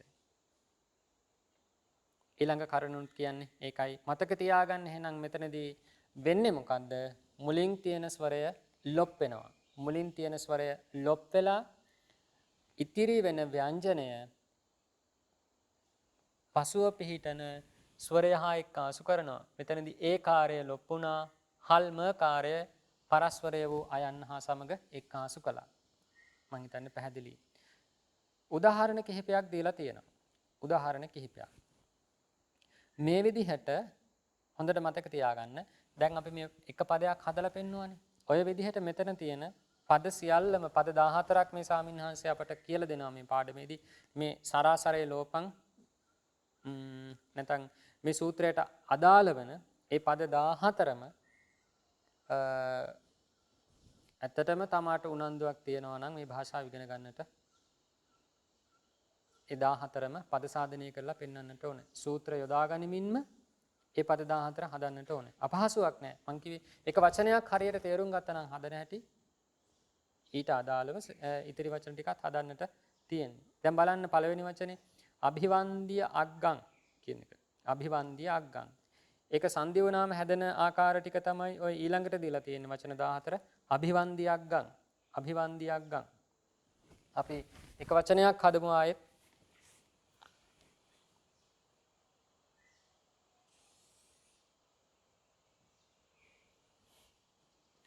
අභිවන්දිය අග්ගං.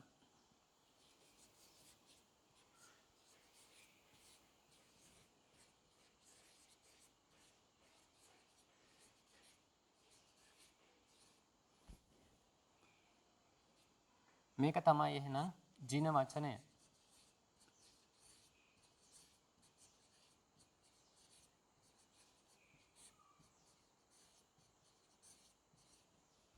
ඊළඟ පියවර මතක් කරගන්න. මේක විසන්ධි කරලා පෙන්වන්නට ඕන. විසන්ධි කරලා පෙන්වනවා. එතකොට අභිවන්දිය අග්ගං.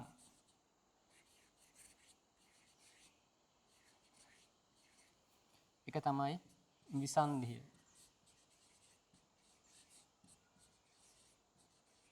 ඊළඟට ස්වර සහ ව්‍යංජන වෙන් කරලා පෙන්වන්නට ඕනේ. මෙතන ස්වර සංධියක් කරන්නට පුළුවන් කියන්නට. එහෙනම් අභිවන්දිය මේ අවසාන ව්‍යංජනයේ යකාරයේ ස්වර ව්‍යංජනය වෙන් කරනවා අකාරය අග්ගං. ඒ සූත්‍රය මතක තියාගන්න. මං හල් කරලම ලියන්නම් එක. පුබ්බ මධෝඨිත මස්සරං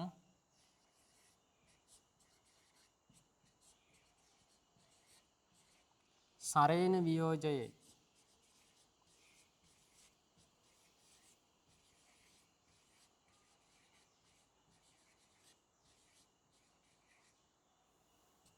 පුබ්බ මධෝඨිත මස්සරං සරේන වියෝජයේ ව්‍යංජනයෙන් ස්වර වෙන් කරලා පෙන්වනවා.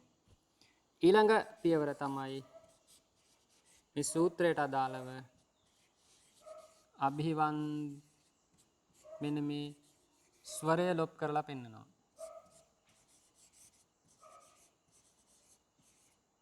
අකාරය ලොප් වෙනවා. එහෙනම් සූත්‍රය මොකද්ද? සරාසරේ ලෝපන්.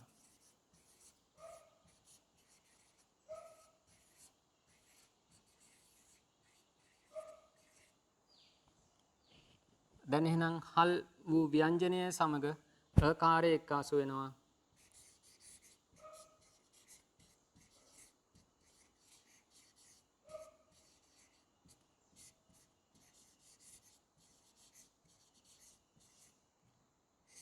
හල් අක්ෂරය සමග ස්වරය එක්කාසු වෙනවා.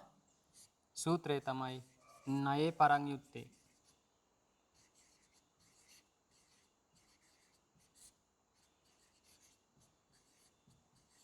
එහෙනම් ඒ විදිහට හල් අක්ෂරයයි ස්වරයයි එක්කාසු වුණාම අවසානයේදී අපේ පදය හැදෙනවා අභිවන්දියග්ගං කියලා.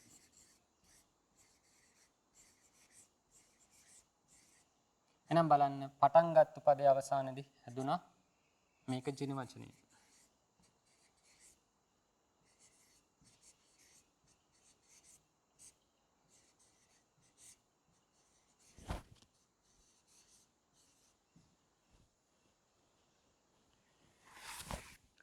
ඔය විදිහට තමයි මේක පද සාධනය කරන්නට තියෙන්නේ.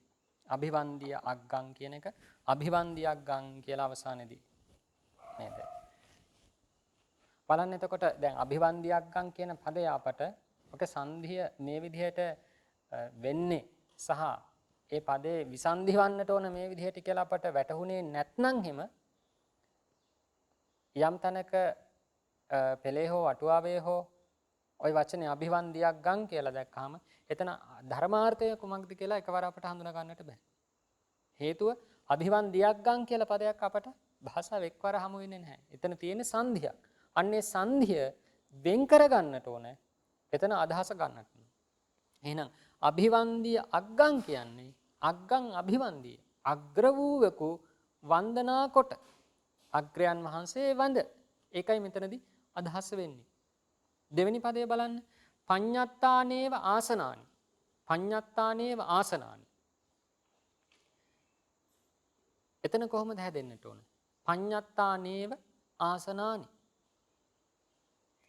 ආසනානි කියන පදේ භාෂාවේ විදිහටම තියෙනවා. හැබැයි පඤ්ඤත්තානේව කියන එක. එහෙනම් එතන තියෙන පඤ්ඤත්තානේව කියන තැන තියෙන සංධිය වෙන් කර ගන්නට ඕන. සංධිය වෙන් කර ගන්නට ඕන. ඒකයි ඔය ඉදිරියෙන් පෙන්නලා තියෙන්නේ පඤ්ඤත්තා නේව කියන තැන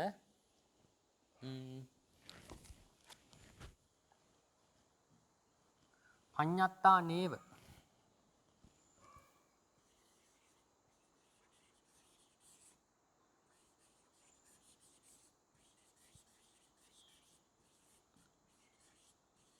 මේක විසන්ධි වෙන්නට ඕනේ පඤ්ඤත්තානි ඒව.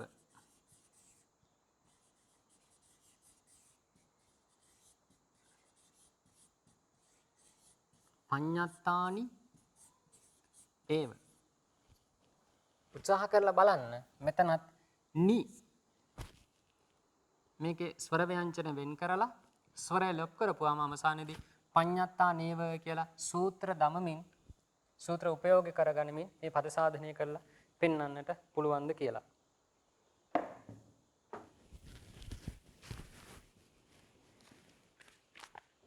ඊළඟ පදයේ කියනවා පඤ්ඤා ඉන්ද්‍රියං කියලා.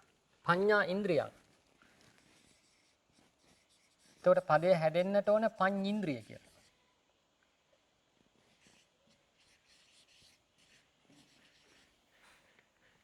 පඤ්ඤින්ද්‍රිය. පඤ්ඤින්ද්‍රිය. එහෙනම් මේ පදේ හැදෙන්නට පද විසන්ධිය අපි හදා ගන්නවා පඤ්ඤා ඉන්ද්‍රියං කියලා. පඤ්ඤා ඉන්ද්‍රියං.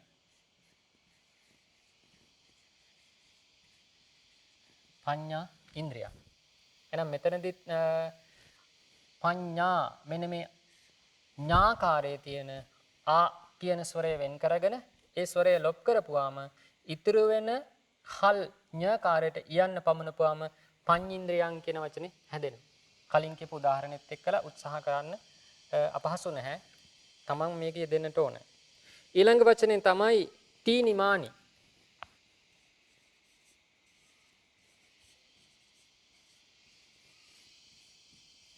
තීනිමානි. ඒක බලන්න. තීනි ඉමානි.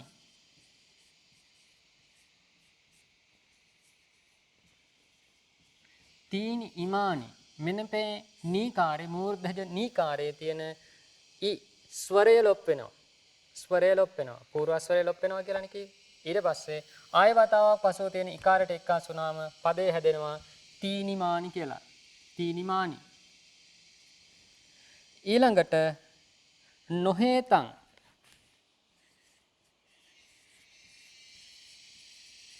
නොහේතං. විසන්ධි වෙනවා නෝ හි ඒතං කියලා. මේ හි පදේ සහ ඒතං කියන පදේ අතර තමයි සංධිය තියෙන්නේ. එතකොට හි කාර්යයේ තියෙන ඉකාරය ලොප් වෙලා ඒ යන්නට හල් ව්‍යංජන එක්කාසු වුණාම ඒතං හේතං කියලා පදේ හැදෙනවා. හේතං කියලා පදේ හැදෙනවා. ඊළඟට භික්ඛුනෝ වාදෝ කියන්නේ.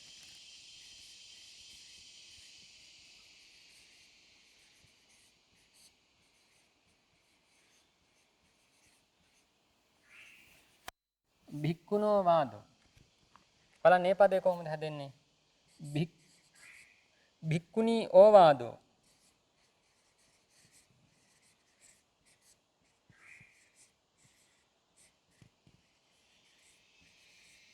භික්ඛුනී ඕවාදෝ. මෙන්න මේ නීකාරයේ තියෙන දීර්ඝ ඊ ස්වරය ලොප් වෙනවා. ඊ ස්වරය ලොප් වෙලා හල් න අක්ෂරයට ඕකාරය එක්කාසු වෙනවා නේද? මෙතනදී සංදි වීමේදී වෙන්නට ඕනේ න්කාරය ඊකාරය ඕ.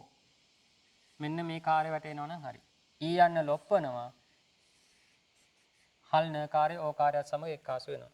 එතකොට භික්ඛුනෝ කියලා මෙතන සංධිය වෙනවා. ඊළඟට මාතු ප ဋ ඨානං.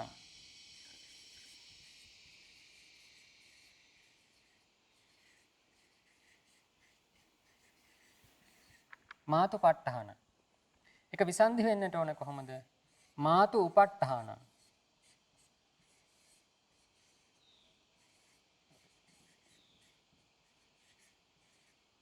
මාතු උපට්ඨාන. මෙතනත් තු කාර්යයේ තියෙන ස්වරය වෙන් කරගන්නවා. ඌකාරය පරස්වරයත් ඌකාරයක්. එහෙනම් මුලින් පිහිටි උකාරය ලොප් කරලා අවසානයේ දෙවෙනි පිහිටන උකාරයට එක්කාසු කරගන්නවා හල් ව්‍යංජනේ. එතකොට පදේ හැදෙනවා මාතු ප ဋ ඨානං කියලා. මාතු ප ဋ ඨානං. ඊළඟට සමේතායස්මා සංඝේන.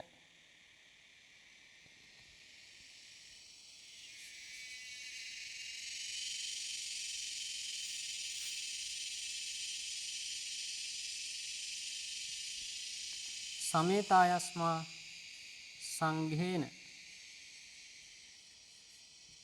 ඒක බලන්න සංදි කොහොමද වෙන් වෙන්නට ඕනේ? සමේතු ආයස්මා.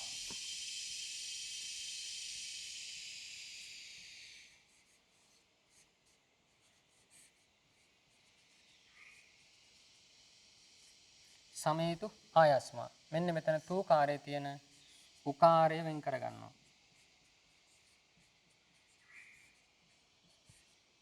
වෙන් කරගෙන හල් අක්ෂරය ස්වරයට එක්කාසු කරනවා. එතකොට සමේතායස්මා කියලා හැදෙනවා. නේද? ඔය විදිහට තමයි මේ වචන ටික එන්නට ඕන.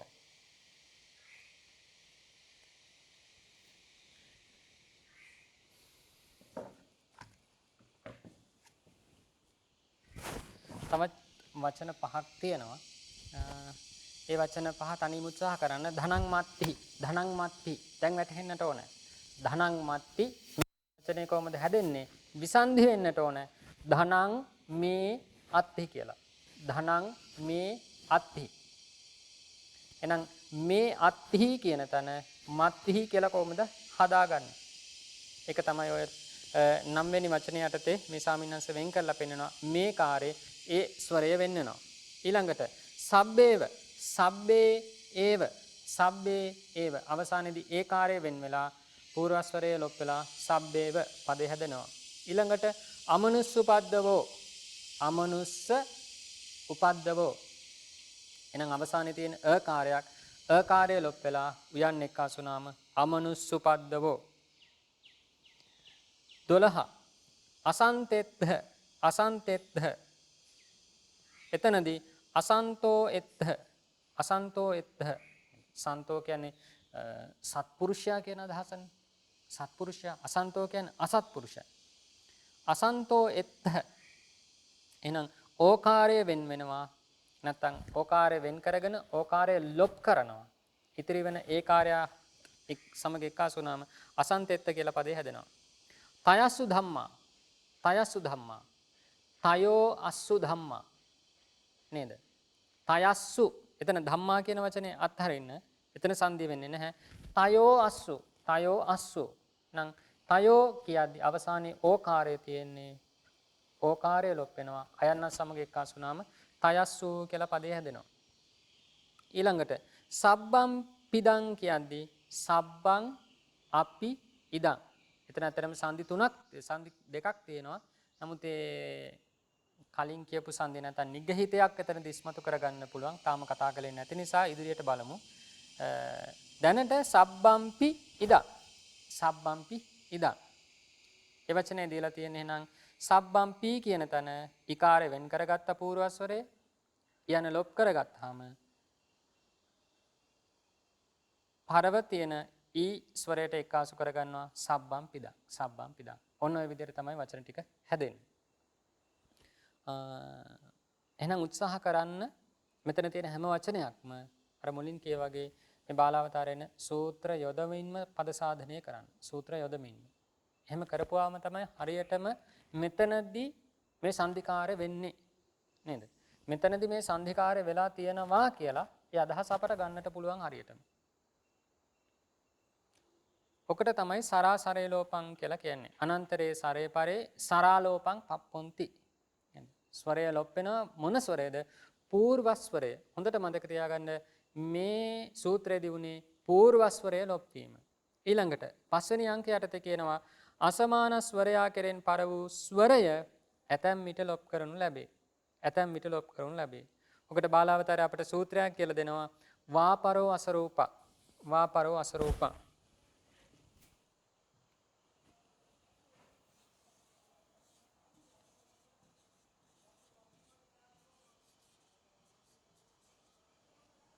වාපරෝ අසරූපා.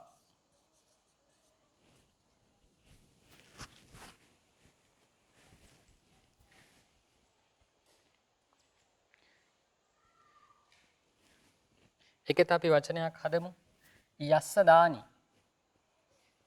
යස්ස දානි කියලා වචනයක් දෙනවා.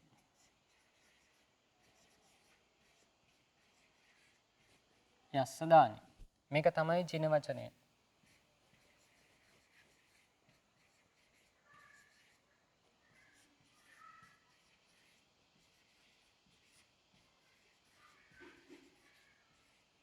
ජින වචනේ.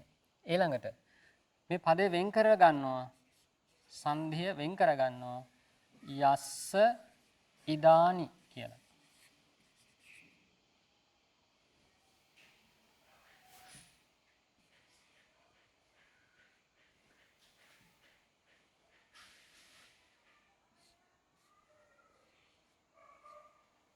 යස්ස ඉදානි.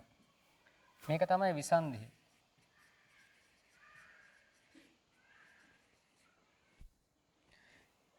දැන් පෙර වගේමයි ස්වර සහ ව්‍යංජන වෙන් කර ගන්නවා. මෙතන තියෙනවා ව්‍යංජනයක් සකාරය.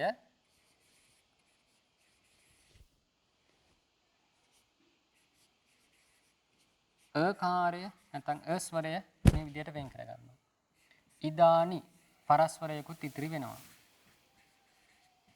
මේකට අපි කියවා පුබ්බ මධෝටිත මස්සරං සරේන වියෝජයේ. පුබ්බ මධෝටිත මස්සරං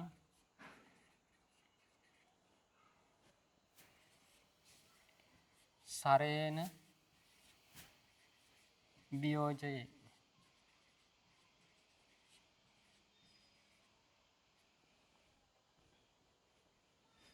මෙතන මේ ස්වරය සහ ව්‍යංජනය වෙන් කිරීමයි සිද්ධ වුණේ. ඊළඟට ස්වර දෙකක් එක ළඟ පිහිටි නිසා පැහැදිලි දැන් අපට සරසන්ධියයි කරන්නට තියෙන්නේ. මේ සූත්‍රයෙන් කියන්නේ මොකද්ද? වාපරෝ අසරූපා අසමාන වූ ස්වර දෙකක් තියෙනවා නම් එතනින් පරස්වරය ලොප් කර ගන්නට පුළුවන්. සරාසරය ලෝපං කලින් සූත්‍රයේදී අපි කළේ පූර්වස්වරය ලොප් කිරීම. මේ සූත්‍රයේදී අපි කරන්නේ පරස්වර ලොප් කිරීම. ඊකාරය ලොප් කර ගන්නවා. ඊකාරය.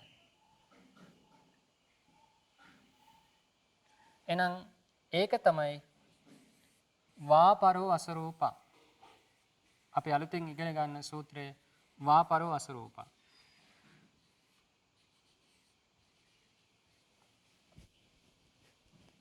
එහෙනම් දැන් ඉතිරි වෙන්නේ මොනවද?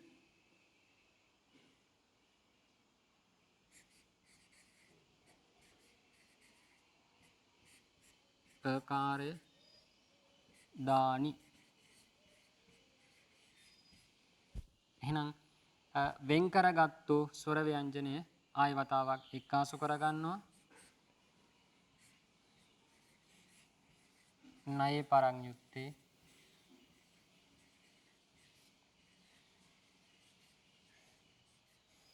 එතකොට පදේ හැදෙනවා යස්ස දානි කියලා.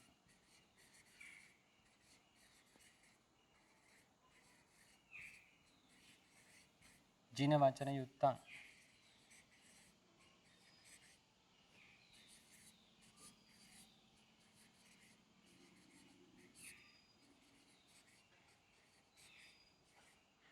මෙන්න මේ විදිහට තමයි එන්නේ. මෙතනදී අපි සයන්නේ සකාරයේ ස්වර වෙන් කරලා අවසානයේදී ආය වතාවක් එක්කාසු කරනවා. ඒ වෙන් කිරීම සිද්ධ කරගත්තේ මෙතන සකාරයේ තියෙන අයන්න ප්‍රකට නොවෙනවා. නැත්තම් ඒක හැංගිලා තියෙන මේ වෙලාවේ තාම අපි පාඩම මුල් හරියේ ඉන්න නිසා ස්වරයක් ඒක ඇතුලේ ඉන්නවා කියලා තාම පේන්නේ නැහැනේ හරියට. ඒකයි වෙන් කරගත්තේ. ඉතින් ඉදිරියට මේක හදාගෙන යද්දී අවශ්‍ය නම් ඒ කෙනෙකුට ඒ පියවර අත්හරින්නටත් පුළුවන්. අත්හරින්නට පුළුවන්. දැනට අපි වාපර වසරූපා මේ සූත්‍රය යටතේ වචන ටික මෙහෙමයි හැදෙන්නට ඕනේ.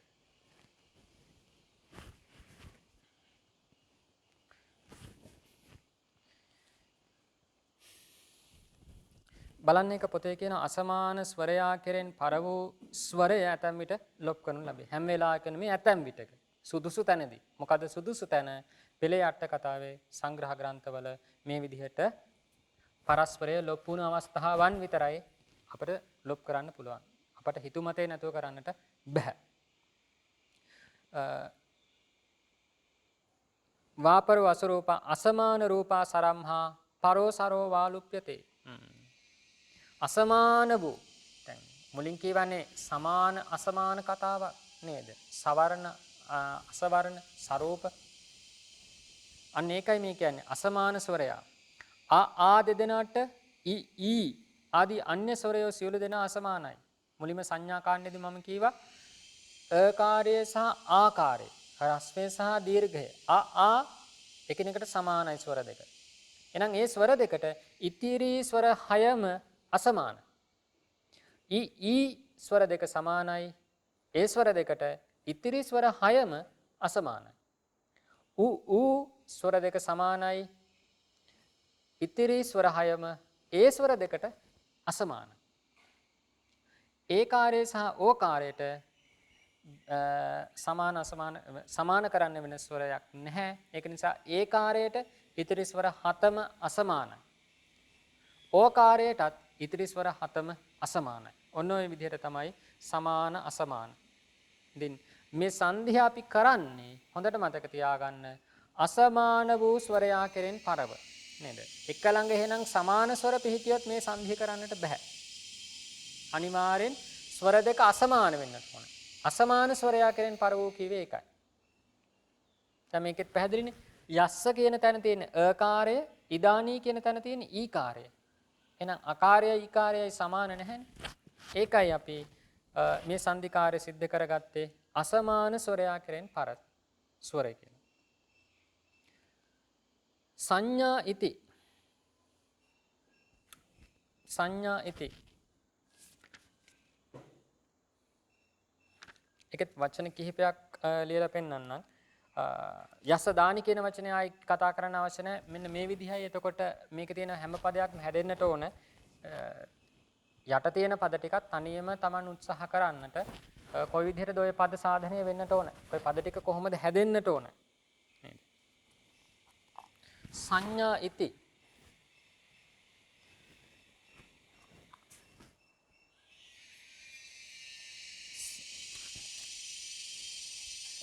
අපි සංධිය මුලින් ලියාගමු. සංඥාති කියන සංධිය තියෙනවා. ඔක විසන්ධි වෙනවා. සංඥා ඉති.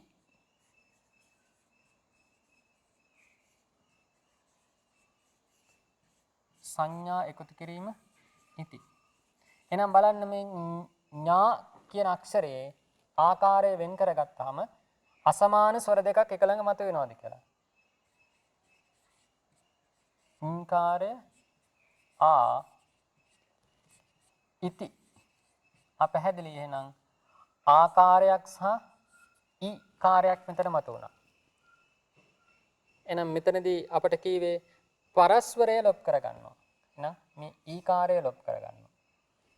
එතකොට ආය වතාවක් පදය හැදෙනවා සංඥාති කියලා. ඡායාව. ඡායාව. එහෙනම් ඡායා ඉව.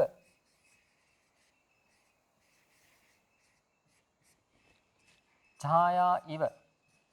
බලන්න යාකාරයේ ස්වර කොහොමද වෙන් කරගන්නේ? ආකාරයක් වෙන් වෙනවා. ඉව. එහෙනම් ස්වර දෙක අසමානයි. පරස්වරය ලොප් කරන්නට පුළුවන්. එක්කාසු කරලා බලන්න ඡායාව කියලා පදේ හැදෙයි. ඊළඟට ඉතිපි.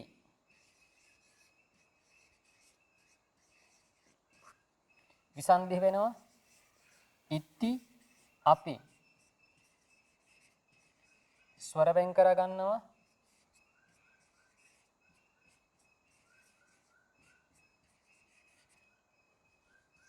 එහෙනම් පරස්වරය මේ ස්වර දෙක අසමානයි. පරස්වරය ලොප් කර ගන්නට පුළුවන්.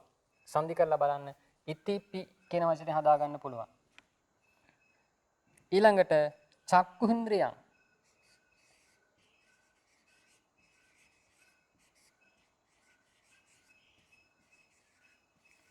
චක්කු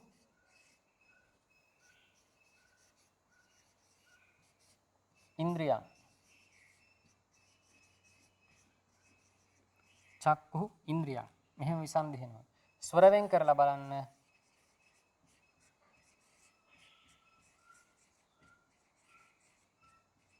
එතනත් එහෙනම් අසමාන ස්වර දෙකක් එක ළඟ ඉන්නවා. පරස්වරය ලොප් කරන්නට පුළුවන්. චක්කු ඉන්ද්‍රියං කියන වචනේ. අකතඤ්ඤූසි.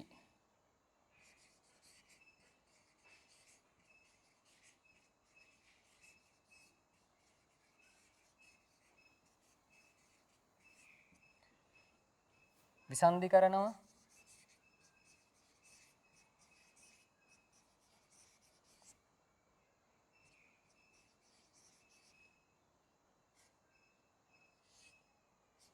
අකතඤ්ඤු අසි. එහෙනම් ඒකේ ස්වර වෙන් කරගත්තොත් අසි. එතකොට පරස්පරය අසමානයි. ස්වර දෙක අසමාන එක ළඟ පිටි පරස්පරය ලොප් කරගන්න පුළුවන්. අකතඤ්ඤු. අකතඤ්ඤු නේද? ඌකාරයක්. ඌකාරයක් වෙන්න ඕන. බලන්න ඒක හරියටම රස්වය නෙමෙයි දීර්ඝ අවස්ථාවක් විය යුතුයි. අකතඤ්ඤු කියලා දීර්ඝ වෙනවා. රස්වය නම් මෙතන ඌකාරය විදියට එහෙමම තියාගන්න. ඊළඟ වචනේ තේපි. එහෙනම් තේ අපි ස්වර වෙන් කරගත්තොත්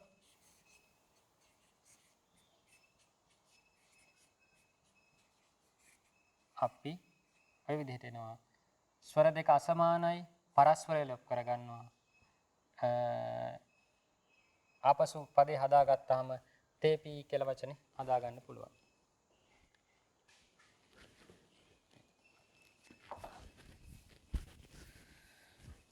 බලන්න ඔය විදිහට සංධි වෙලා තියෙන පදේ විසන්ධි කරගන්න පුළුවන් වෙන්නට ඕන.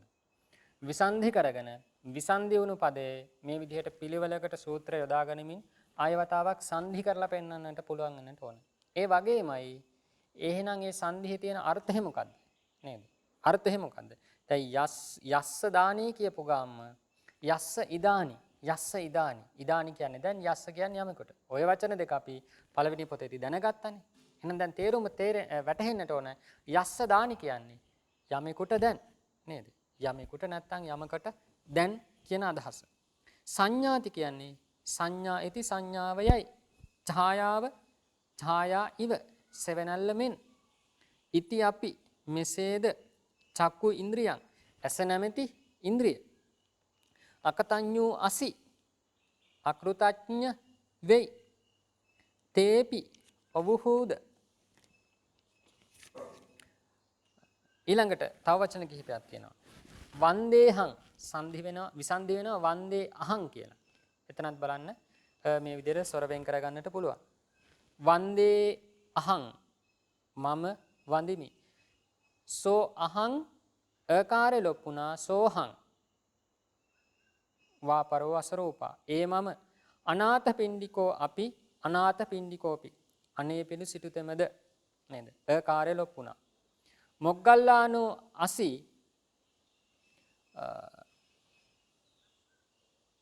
අකාරය ලොප් පරස්වරය ලොප්පුණා මොග්ගල්ලානෝසි. මෞද්ගල්යායන ස්ධවිර තෙම. කතාවක නේද? කතා ඒව කා නේද? කුමන කතාවක්ද? කා ඒව කතා නැත්නම් කා කතා ඒව කුමන කතාවක්මද කියන අදහස. කා කියන්නේ කවර කුමන කියන තේරුමනේ තියෙන්නේ. පාතෝව පාතෝ ඒව පාතෝව කියලා සංධි වෙනවා. ඒ කාර්ය ලොප් වෙනවා. වාපරෝ අසරූපා. ආබාධිකෝ අහං අකාර්ය ලොප්පුණා ආබාධිකෝ හං වාපරෝ අසරූපා. රෝගී වූ මම. දේවතා නුසි දේවතා නු අසි නේද? නුසි කියන තැන නු අසි අකාර්ය ලොප් වෙලා තමයි තියෙන්නේ. දේවතාවක් හෝ වෙහිද. ඔය නු කාර්යයෙන් තමයි හෝ කියන මේ අවිනිශ්චිත අදහස දීලා තියෙන්නේ. අවිනිශ්චිතාර්ථයක් එතනදී ප්‍රකාශ වෙන්නේ. දේවතානුසි දේවතාවක් හෝ වෙහිද. ඊළඟට බලන්න සංලක්ෂයේ වැදගත් කාරණයක් කියනවා යස්ස දානී යන තැන පූර්වස්වරයේ ලොප් කොට යස්සි දානී කියාද සංධි කරගන්න පුළුවන්. මේ සාමිනහස මේ වගේ විකල්පයක් සිද්ධ වෙන්නත් පුළුවන් කියනවා නේද? දැන් යස්ස දානී කියන වචනේ විසන්ධි වුණාම යස්ස එකතු කිරීම ඉදානි. අපි මෙතනදී සංධිකාරයේදී කරේ වාපර වසරූපා යටතේදී ඉකාරය ලොප් කිරීමනේ. හැබැයි ඉකාරය ලොප් කරන්නේ නැතුව పూర్වයේ තියෙන අකාරය ලොප් කළොත් ඒ කියන්නේ අර මුලින්ම කියපු සූත්‍රය සරාසරේ ලෝපං කියන සූත්‍රයට අදාළව කාර්ය කරොත් යස්සිදානී කියලා පදේ හදාගන්න පුළුවන්.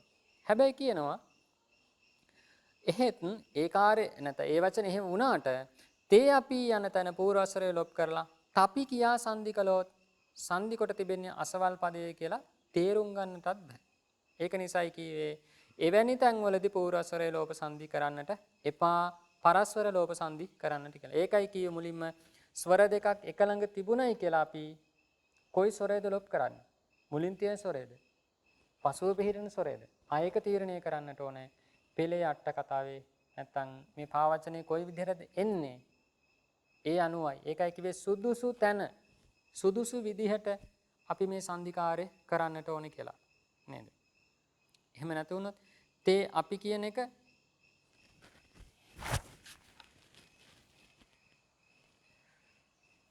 තේ අපි සංධිය තේපි ඔක විසන්ධි වෙනවා තේ අපි කියලා.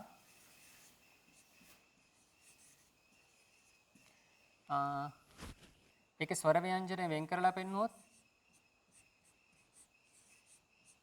අපි නේද?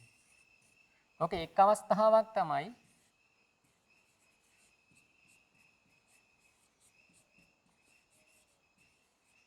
මෙන්න මේ අකාරය ලොප් කරන්න පුළුවන්.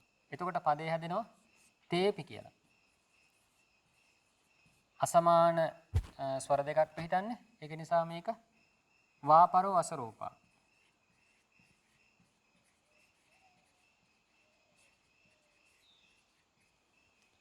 තවත් විදිහක් තියෙනවා.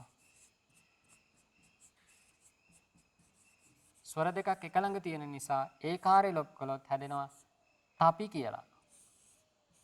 මේ ව්‍යංජනයේ ස්වරය ව්‍යංජනයේ ස්වරයට පමුණුපාම තපි කියලා. ඒක සරාසරේ ලෝපන.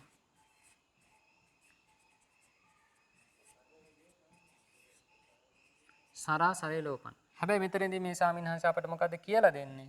මෙන්න මේ විදිහට කරන්නට එපායි කියලා. මේක කරන්නට එපා කියලා. ඒ හේතුව මේ තපි කියන වචනේ දැක්කම හිතා ගන්නට බෑ. මොන වචන සංදි වෙලාද මේ අවසානයේ හැදිලා තියෙන්නේ. ඒක නිසා මේ වචනේ විතරයි හරි. වාපරෝ අසරූපා.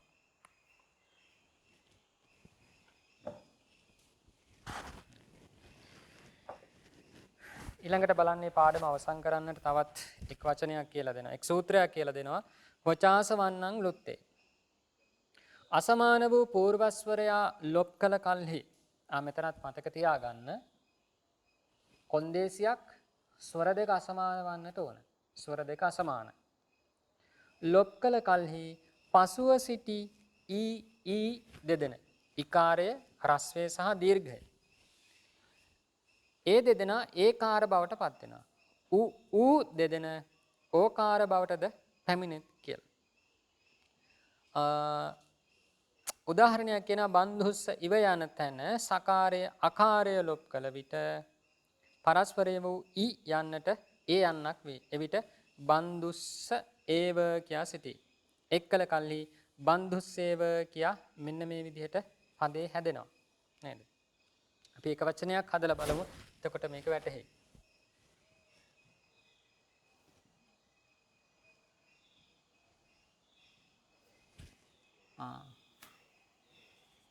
මේක පාවිච්චි කරන සූත්‍රය තමයි වචාස වන්නං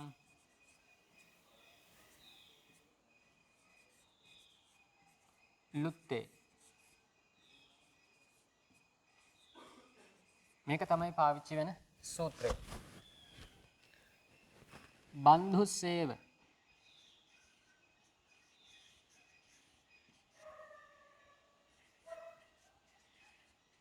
මේක තමයි අපි හදන්නට නැත්නම් හදලා පෙන්නන්නට දැයියේ දෙන්නේ ජින වචන යුක්තං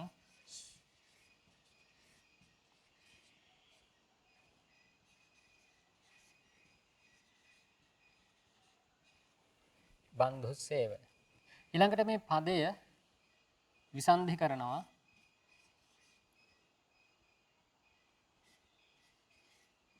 බන්දුස්ස මං හල් කරලා ලියන්න. ඉව. බන්දුස්ස ඉව. එක තමයි විසන්ධිය.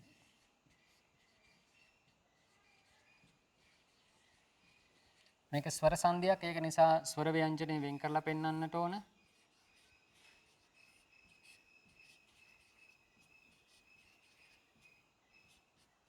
මේ සකාරයේ තියෙන ස්වරය වෙන් කළා ඉව. එහෙනම් පුබ්බ මධෝටිත මස්සරං සරේන වියෝජේ මං කෙටියෙන් ලියන්න.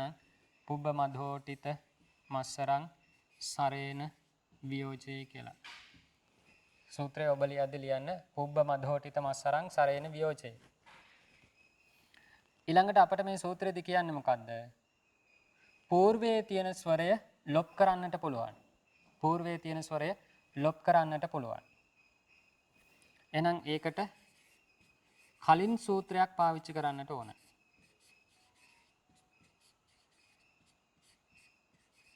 අපිට කිව්වා ස්වර දෙකක් එක ළඟ පිහිටනවා නම් ඒ වෙලාවේදී పూర్ව ස්වරය ලොප් කරන්නට පුළුවන්.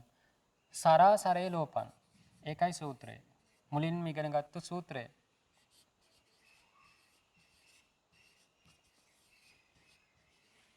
සරා සරේ ලෝපං. සරා සරේ ලෝපං. ඒකෙන් ස කියන තැන අවසාන නැත්නම් పూర్ව පදයේ අවසාන ස්වරය අකාරය ලොප් වෙනවා. අකාරය ලොප් වෙනවා. එතකොට ඉතිරි වන්නේ බන්ධුස්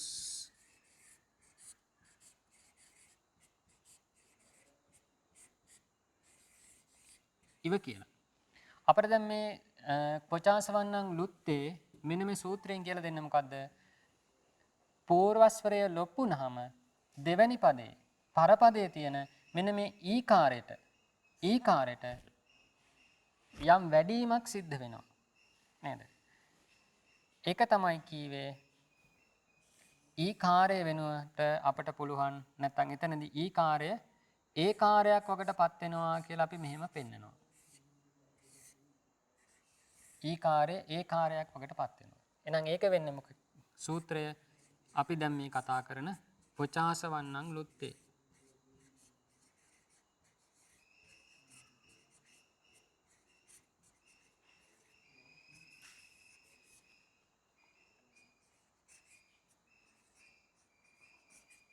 මෙන්න මේක.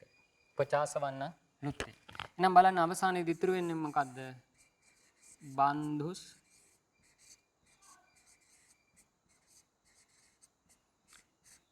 ඊකාරය වෙනුවට දැන් යන්න ඇවිත් තියෙන්නේ ඒව.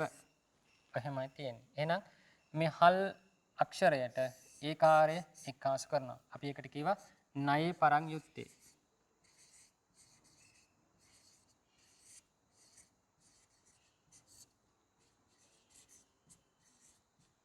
ණයේ පරං යුත්තේ. එහෙනම් අවසාන වචනේ බලන්න හැදෙනවා සකාරයට ඒකාරයක් එක්කාසු වුනම සේ. එහෙනම් බන්ධුස්සේව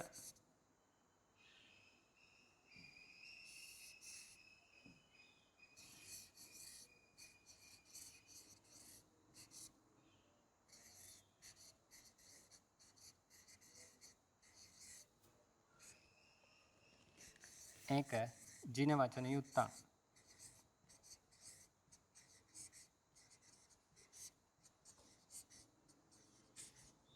එහෙනම් මුලින් පටන් ගත්ත වචනේ අවසානයේදීත් හම්බ වුණා. මේ විදිහටයි ඒ සූත්‍රයට අදාළව අපි වචන හදලා පෙන්වන්නේ.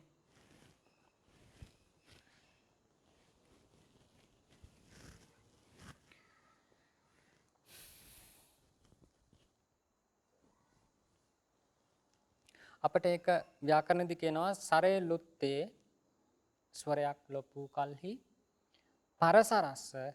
හොඳට මතක තියාගන්න. මෙතනදී ලොප් වෙන්නේ పూర్ව ස්වරය. මතකයිනේ. අකාරයයි ලොප්ුනේ. එහෙනම් පරසරස්ස දෙවැනුව පිටිපසෙන් පිහිටි මේ ඊකාරය මෙතනදී නා. වචි අසවන්නෝ හෝති. වචි යම් තැනක සුදුසු තැනක අසවර්ණයක් වකටපත් වෙනවා. නේද? ඌ ඉච්ඡේ තේසං ඨානාසන්නා ඒ ඕ එක ඉස්සරහට කියලා දෙන්න. බන්දුස්ස ඉව මං හිතන්නේ මේ වචනේ දැන් හදන හැටි පැහැදිලි. ඔය විදිහටම උත්සාහ කරන්න. ජින ඊරිතං කියන වචනේ. ජිනේරිතං කියන වචනේ හදාගන්නට විසන්ධිය ජින ඊරිතං. එහෙනම් පූර්වස්වරයේ නැත්නම් පූර්ව වචනේ ස්වර වෙන් කරගත්තා. අකාරයක් ඉස්මතු වුණා. ඒ අයන්න ලොප් කළාම හල් අක්ෂරයක් න හල් අක්ෂරය අපට හම්බ වෙනවා. ඊළඟට ඊකාරය අපි ඒකට කියනවා ස්වර වෘද්ධි කිරීමක්. ඊකාරය මෙතනදී ඒ කාර්යයක් වකටපත් වෙන්නට ඕනේ. ඊකාරයට ඒ කාර්යයක් කළ කලෙහි ජිනේරිතං කියලා පදේ හැදෙනවා. එහෙනම් මෙතනදී මේ විදිහට ඊකාරය ඒ කාර්යයක් වකටපත් වෙනවා. උත්සාහ කරලා බලන්න අපහසුයක් නෑ මේක. ජිනේරිතං නේද? ජින කියන්නේ භාග්‍යවතුන් වහන්සේනේ. ඊරිත කියන්නේ දේශිතය, දේශනා කරන ලද්ද. බුදුරජාණන් වහන්සේ විසින් දේශනා කරන ලද්ද. මේ ධර්මයට කියන වචනයක් ජිනේරිතං කියලා කියන්නේ. යතහා උදකේ යන තැන තහා යන්න, ආ යන්න ලොප් කොට පසුව සිටි ඌ යන්නට ඕ යන්නක් කළ කල්ලි යතහෝදකේ කියා සිටි. මෙන්න මේ විදිහට උප ඉක්ඛති, උපෙක්ඛති නේද? මධ්‍යස්ත වේ කියන පදේ. උප ඊතෝ, උපේතෝ යුක්ත වූ න උපේති, නොපේති, නොඑළඹෙයි. ඡන්ද උදයෝ, ඡන්දෝදයෝ සඳුගේ උදාවීම.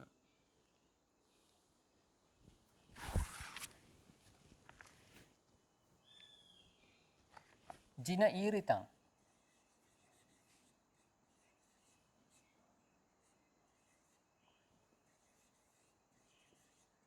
එහෙනම් එතනත් වෙන්නේ මොකද්ද? න කාර්යයේ තියෙන ස්වර වෙන් කරගත්තා. අයන්න පසුව තියෙනවා ඊ කාර්යයක්. මේ ඊ කාර්ය ඒ කාර්යයක් වකටපත් වෙනවා. ලොප් වෙනවා ඊ කාර්ය ඒ කාර්යයක් වකටපත් වෙලා මේ හල් අක්ෂරය එක්කාසු වෙනවා එයන්නත් සමග. එතකොට නේ කියලා හැදෙනවා, ජිනේරිතං කියලා හැදෙනවා.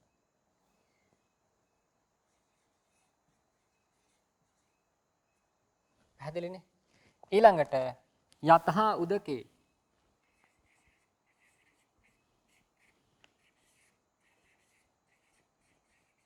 යතහා උදකේ කියන තැන තහා කියන තැන බලන්න. හල් තහකාරය ආ එතන උ කාර්යයක් තියෙන. උ ස්වරය. එහෙනම් උ ස්වරය තිබුණත් මෙතන කීවේ උකාරය ඕකාරයක් වකටපත් වෙනවා. එහෙනම් ආකාරය ලොපුණා මහ ප්‍රාණ ත මේ හල් අක්ෂරය ඕ යන්න සමග එක්කාසු වෙනවා. එහෙනම් තෝ කියලා එතන හැදෙනවා.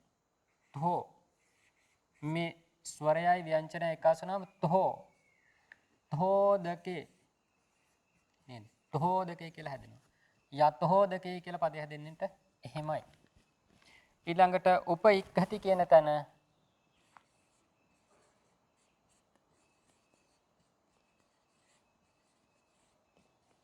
උපයික්ඛති පකාරේ අයන්න ඉක්ඛති යන්න. එහෙනම් මෙතනත් පූර්වස්වරය ලොප් කරා යන්න ඒ යන්න වගටපත් කරගත්තා. උපෙක්ඛති කියලා පදේ හදා ගන්න පුළුවන්. ඊළඟට උපයිතෝ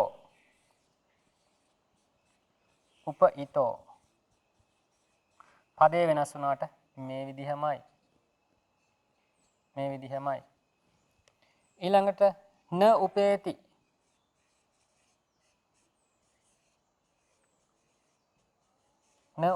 බලන්න එතනක් තියෙන්නේ අකාරයක් ස්වරය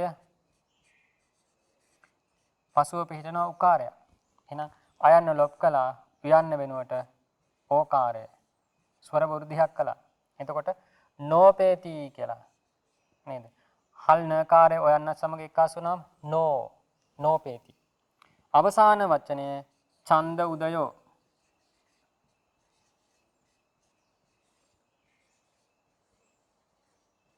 ඡන්ද උදයෝ නේද? එතනත් අකාරය උ අයන්න ලොපුණා උයන්න ඕකාරයක් වකටපත් වෙනවා. මේ හල්ද අක්ෂරයේ ඕකාරයත් සමග එක්කාසු වුණාම ඡන්දෝදයෝ කියලා පදේ හැදෙනවා. ඉතින් ඔන්න ඔය විදිහට තමයි එන්නේ. ඒක විශේෂ කාරණයක් අපට කීවා. ඒක මම වෙනම ලියන්නම්. යම් තැනක මතක තියාගන්න පූර්වස්වරය ලොප් වුණාම ඉකාරය සහ ඊකාරය තිබුණොත් පත් වෙන්නේ ඒකාරය වගට. ළඟට උකාරය සහ ඌකාරය තිබුණොත් පත් වෙන්නේ ඕකාරය වගට.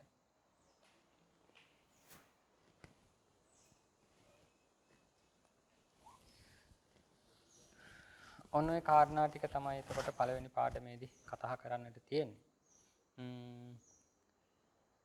ඒ කියපෝ කාරණා ටික අය ආවර්ජනා කරගන්නට ඒ වගේම වගේ මේ හැම පදයක්ම මේ විදිහට සූත්‍ර දදා හදන්නට පුළුවන් නම් හරි වටිනවා. හේතුව ඒ තුල ප්‍රකට වෙනවා. තමාට හොඳ පුහුණුවක් ලැබෙනවා. මේ වචන සංධිවන්නට ඕන මෙහෙමයි. ඒ වගේම ඒකට පාවිච්චි වෙන සූත්‍ර ටික මෙහෙමයි. ඊළඟට අපි බලාපොරොත්තු වෙනවා මේකේ ඉදිරියට මුණ ගැසෙන සෑම පදයක් නැත්නම් සෑම පාඩමකම අඩුමතරේ වචනයක් හෝ දෙකක් මේ විදිහට බාලාවතාරේ සූත්‍ර දාලා හදන්නේ කොහොමද කියලා පෙන්වන්නට. එතකොට කෙනෙකුට අවශ්‍ය නම් උවමනාව තියනවා නම් බාලාවතාරේ යම් පමණකට මේ තුල කරගන්නට උපකාරයක් ගන්නටත් පුළුවන්. එහෙනම් උත්සාහ කරන්න පළවෙනි අභ්‍යාසය යම් පමණකට අපහසුයක් දැනේවි වැටහෙවි. එහෙම වුණත් මේ කතා කරපු කාරණා ටික උපකාර කරගෙන යන්නට පුළුවන්. පළවෙනි පොතේ ගත්තු දැනුමත් අය ආවර්ජනා කරගෙන යන්නටයි තියෙන්නේ. එහෙනම් අද දවසේ පළවෙනි වැඩසටහන දෙවෙනි පොතේ භාෂාවතරණ දෙක පොතේ මේ විදිහට අවසන් කරනවා. පුරුදු විදියට රැස් කරගත්තු හැම පිනක්ම අපි පින් කැමැති සියලු සත්වයෝ සතුටින් අනුමෝදන් වෙත්වා කියන මෛත්‍රී පූර්වාංගම ආශිර්වාදයෙන් දේශනාව නැත්නම් අද පාඩම මෙතකින් අවසන් කරනවා. හැමෝටම තෙරුවන් සරණයි. Thank you.